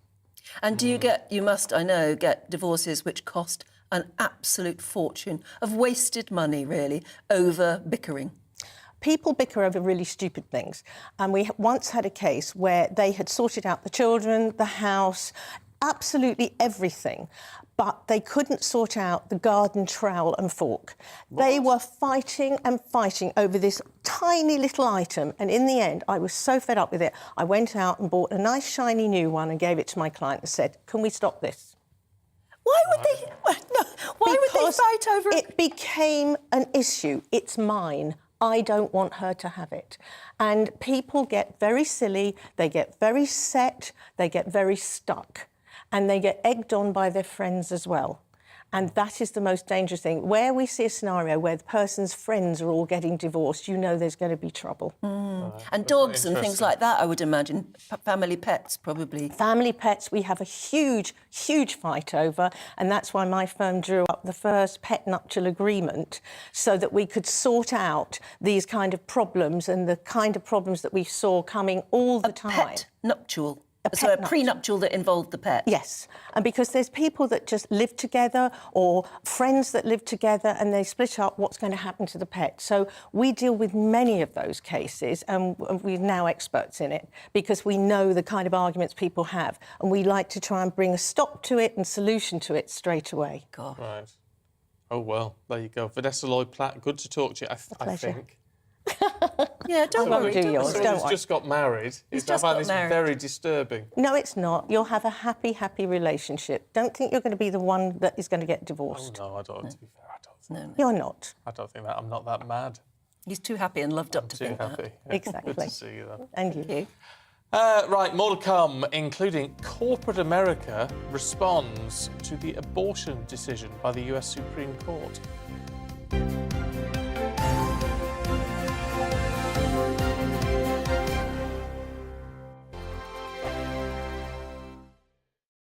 We are GB News. We're right across this great nation. On TV, on radio, on digital. Absolutely everywhere. We don't talk down to you. We embrace all voices. With honest and civilised conversation. we're not part of the establishment. We're one of you. And we're only getting started. Join us on GB News, The People's Channel. Britain's news channel. Every morning from 6 o'clock, we'll wake you up with GB News Breakfast with all the stories you didn't know from the night before. So whether it's serious news, entertainment, or your own views from all over our great nation, we're here to kick off your day with a smile. The national media should be reflecting and reporting what's happening here. You will notice the northwestern accents. Whether you're with us on TV, radio, or online, every morning, it's breakfast from 6 a.m. Hope you can join us. Join us for Ministry of Defence, the comedy panel show that's just like the news, in that the left fights the right and it doesn't really seem to matter who wins. We cover the big stories. It was in fact a troop of baboons and not angry vegans. I like that. And the really important stories. Fat naked cow gets stuck in swimming pool. It's a headline in a lot of local newspapers. Yeah. We're on the same team, Nick. Yeah, but I'm just helping you. Join us for Ministry of Defence, Saturday nights, 8 o'clock on GB News. I'm Dan Wootton. Join me Monday to Thursday from 9 to 11 for the feistiest and most fun news debate on TV, where free speech reigns. I'll bring you a sharp take on the day's biggest stories, bombshell newsmaker interviews, and A-list guests. And I guarantee you, no spin, no bias, no censorship, and no reason to go to bed. That's Dan Wootton tonight, Monday to Thursdays from 9 on GB News.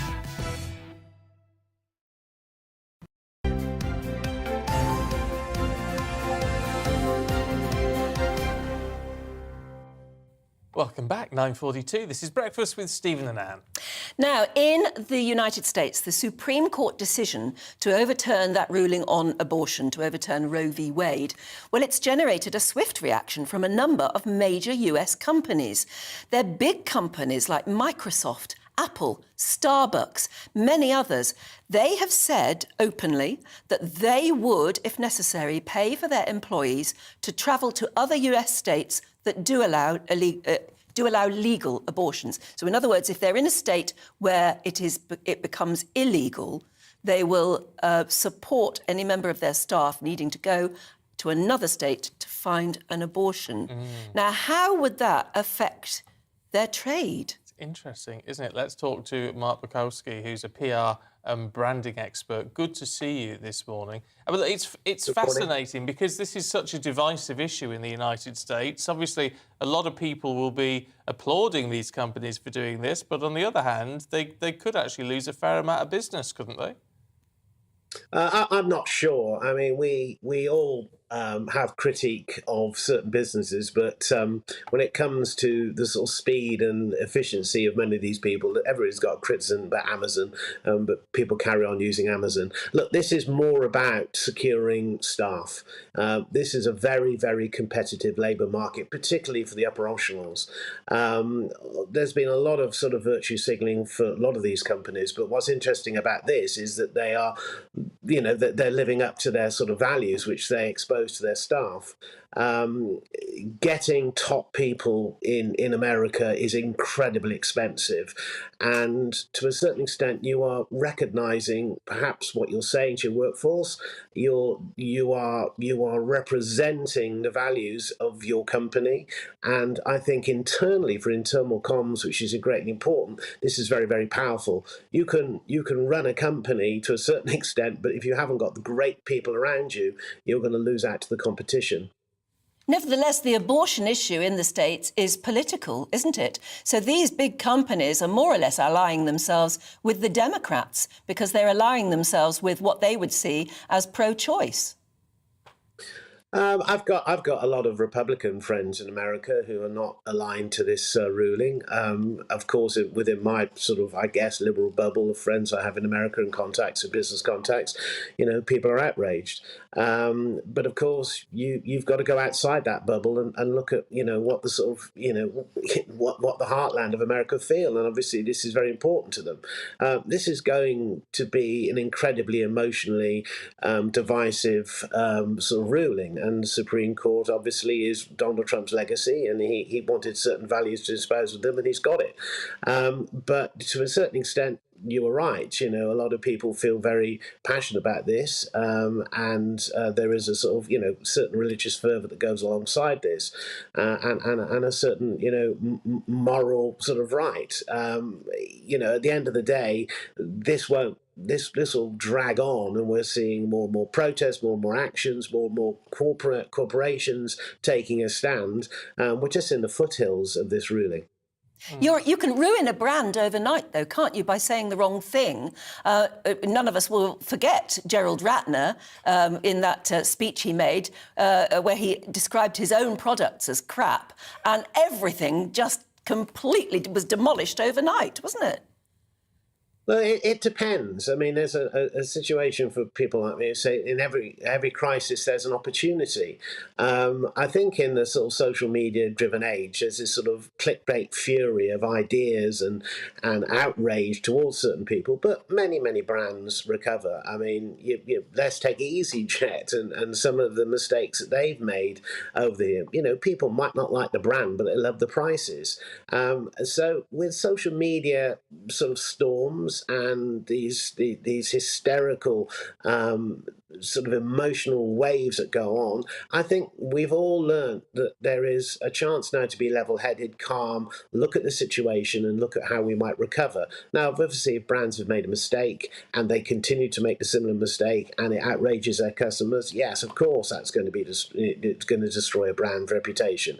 But things come and go, and I think there's some great opportunities out there with the tools and how to sort of, telegraph to the niche and to people who support you to recover. But it comes back to, a lot of things that we've become used to, which is convenience, speed, and of course, in this age of, difficulties for us all in terms of the cost of living, it is how you're actually going to operate within that sort of space. I mean, one can argue that the current administration in this country is going through its trials. We'll see how that finally sort of ebbs out. But don't look at some of these media storms and some of these reputational threats as the end game. There's always an opportunity to come back. OK. Mark, good to talk to you. Thank you very much indeed. Maybe Mark can do some branding for Ada McGee, who could perhaps need a bit of help. I think he's looking great today. Ada McGee is here, along with Stephanie Tetchy, who's down at Glastonbury. Morning to you both. How are you doing? Beckham's interesting in terms of branding, because he was linked with romantically with Rebecca Lewis back in 2003-04, and having done all these wholesome kind of campaigns with the likes of Adidas and Brill Cream, later in his career he started attracting a more edgier kind of branding, like Hague whiskey and things like that. So Mark Barkowski is absolutely right. You can turn things around quite quickly. Not that I think David Beckham was ever in any grave danger of losing his appeal. No. Well, best not talk about all of that. Johnny Depp went on with his fragrance campaign all the way through the nastiness of the last couple of years. Yeah. And even more so now. So. His reputation's better than it's ever been. Yeah. It's remarkable, really.